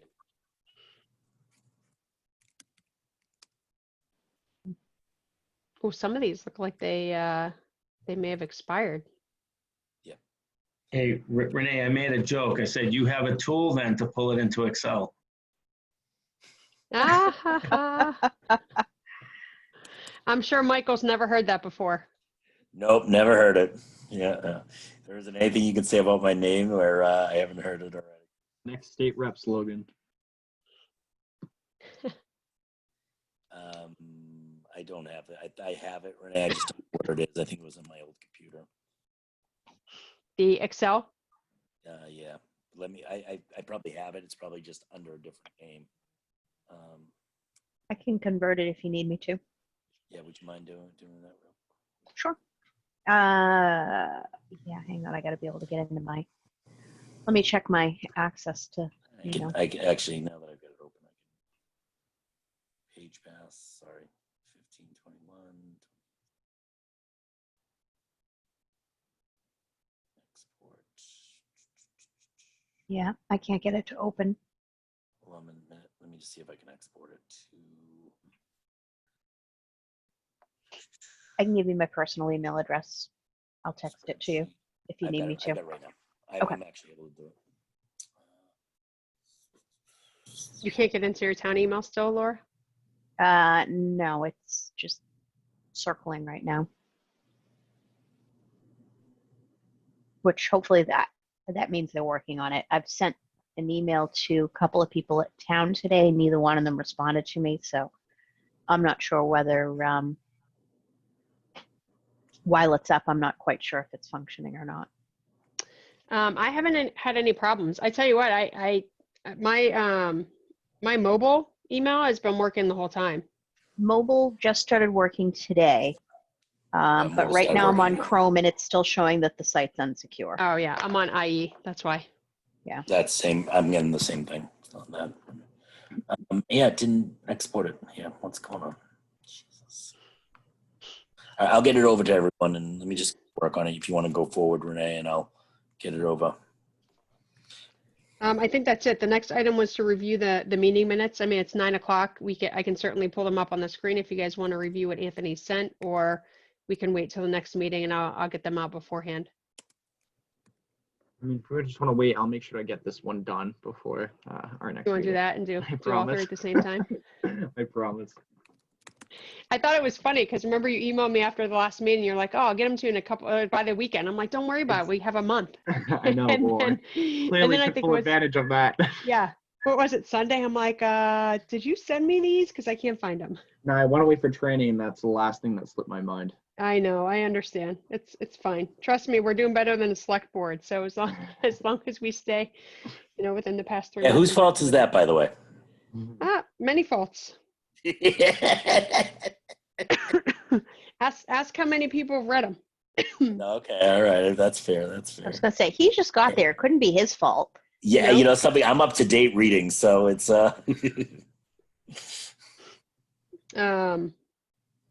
So that's it, unless there are other topics for us to discuss. Okay, so we have, Michael mentioned, he talked to Gator Investments. They're going to come to our meeting on the 26th. So you guys, is everybody okay meeting on the 26th? That's, I think that's probably actually a good meeting because it's right before the special town meeting. If we've heard any sort of chatter, that's what we should have talked about too, is just getting the word out about the special town meeting and the marijuana being on there. So I'd ask you guys, through your contacts in town, let's try to get some support at the town meeting so that we can pass this thing and get going. And then I'll take a look. I will send out via email, take a look at some days for us to get together to start the review process. I'll just throw some dates out there.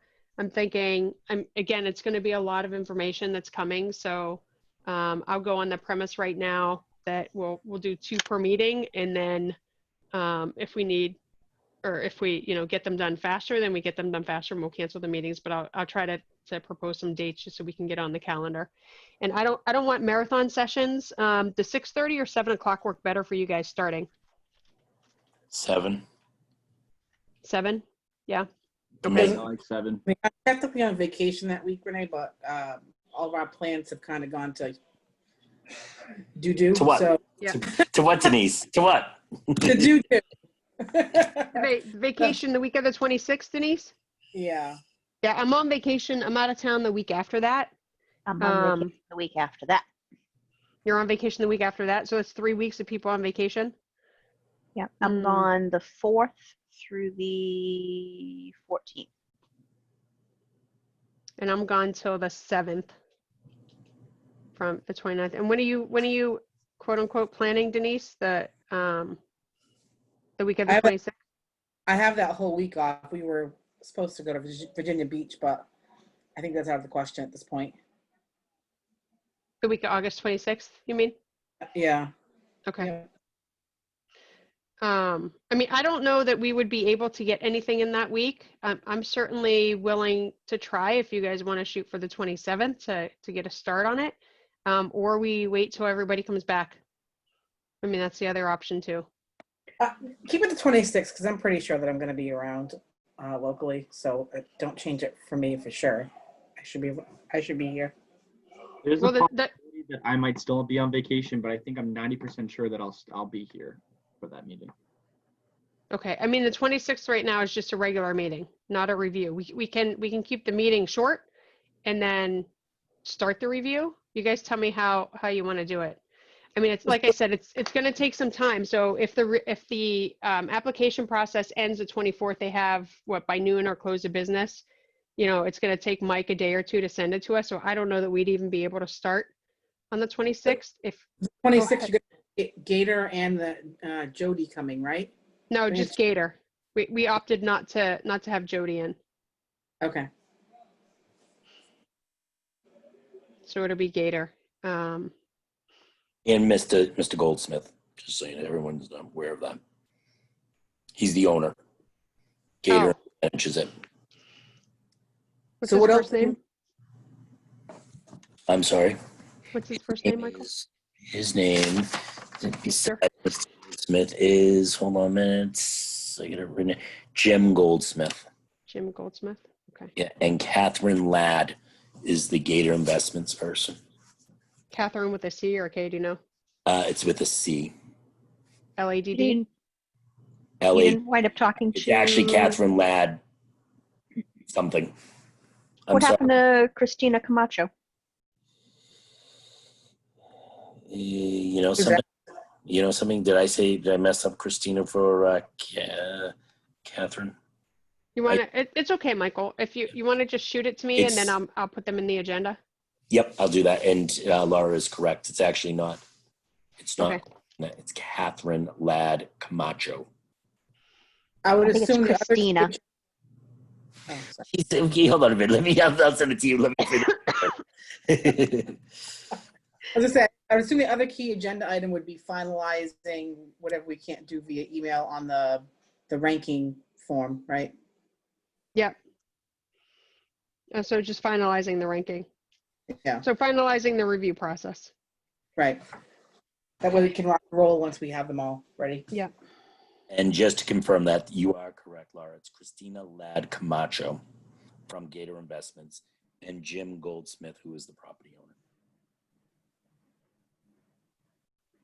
Christina with a C? With a C. And she may have an associate on. She's going to maybe have the associate that's actually assigned to the property to call, to try to fill it. He's the person that's reaching out to companies to try to fill it. So there might be 3 people on the call. Okay. And Okay. Yeah. Go ahead. So for the next meeting, I have Gator Investments. I have finalizing the review process, the business survey. Anthony, do you need another business guide? No. Okay. And then I think that's it. We'll wrap up anything we need to on the bylaw and overlay with the special town meeting a couple days later. And then I think that's it. So we'll have to I'll ping you guys about how we want to schedule this review process. I mean, I would prefer that everybody is available and able to participate. I anticipate at least, I mean, we have to see what the information is, but I think it's going to take us a week or two just to even read through it, to be honest. I mean, I think it's going to be a pretty big pack of info. Yeah. So, I'm just going to be down the Cape when I'm on vacation. So, you know, if we wanted to hold a meeting and do it one night, I can sign in. It's no big deal. I don't want to disrupt your vacation. Yeah. You don't care? There's not a hell of a lot to do. It's, you know, either I'm reading a book or doing a Reading crossword about- puzzle, or I'm talking to you guys. That's kind of how everyone's vacations are this year. Meh. Yeah. The only good thing about my at least, vacation you know, some of you is- guys make me feel so much better because I was like, oh my God, our vacations are so boring this year. my vacation's going to be at a lake house with very slow internet, spotty cell service, and just a house phone. So I'm that pretty Anthony's sure I won't house? be doing much. So you're doing vacation at Anthony's house? Same thing for me. I'll be away too. Lake house. Not looking forward to it. It's going to be up in the boondocks. As You're not looking forward to it? And there goes Anthony. On that There you note, go. Right. as for me, Frozen again? Yeah. for me, gonna be traveling out about. Gonna be preparing for my orientation tomorrow from WARA radio station tomorrow. Excellent. Good luck tomorrow, Peter. Congratulations, Peter. That's right, gonna be my radio show's gonna be discussing about everything, all things Norton, including the meetings and all sorts of things. Perfect. Pump up the EDC for us, okay? Yes. That's right. Awesome. Okay, so the chair will entertain a motion to adjourn. Motion. So moved. Who was that? I got like 4 voices. I couldn't tell any of them. So moved. That was Michael Tool. Okay, Michael, is there a Or second? told, really? Second. Sorry, Laura. Hold on. I just have to write everybody's name down for a second here. Okay, so roll call. Michael. Yes. Thanks, Bob. Anyone else just having bad visuals? Let's get this meeting over with. Mike. Mike? Yes. Laura? yes. Anthony? Yes. Denise? Yes. Excellent. And I vote yes as well. So meeting is adjourned at 9:13. Thank you, guys. Appreciate your Right on. time. Do well. I wish Night. you all a good Night. night, everybody. Night, everybody. Good night. Aye. Oh, Sandy's back.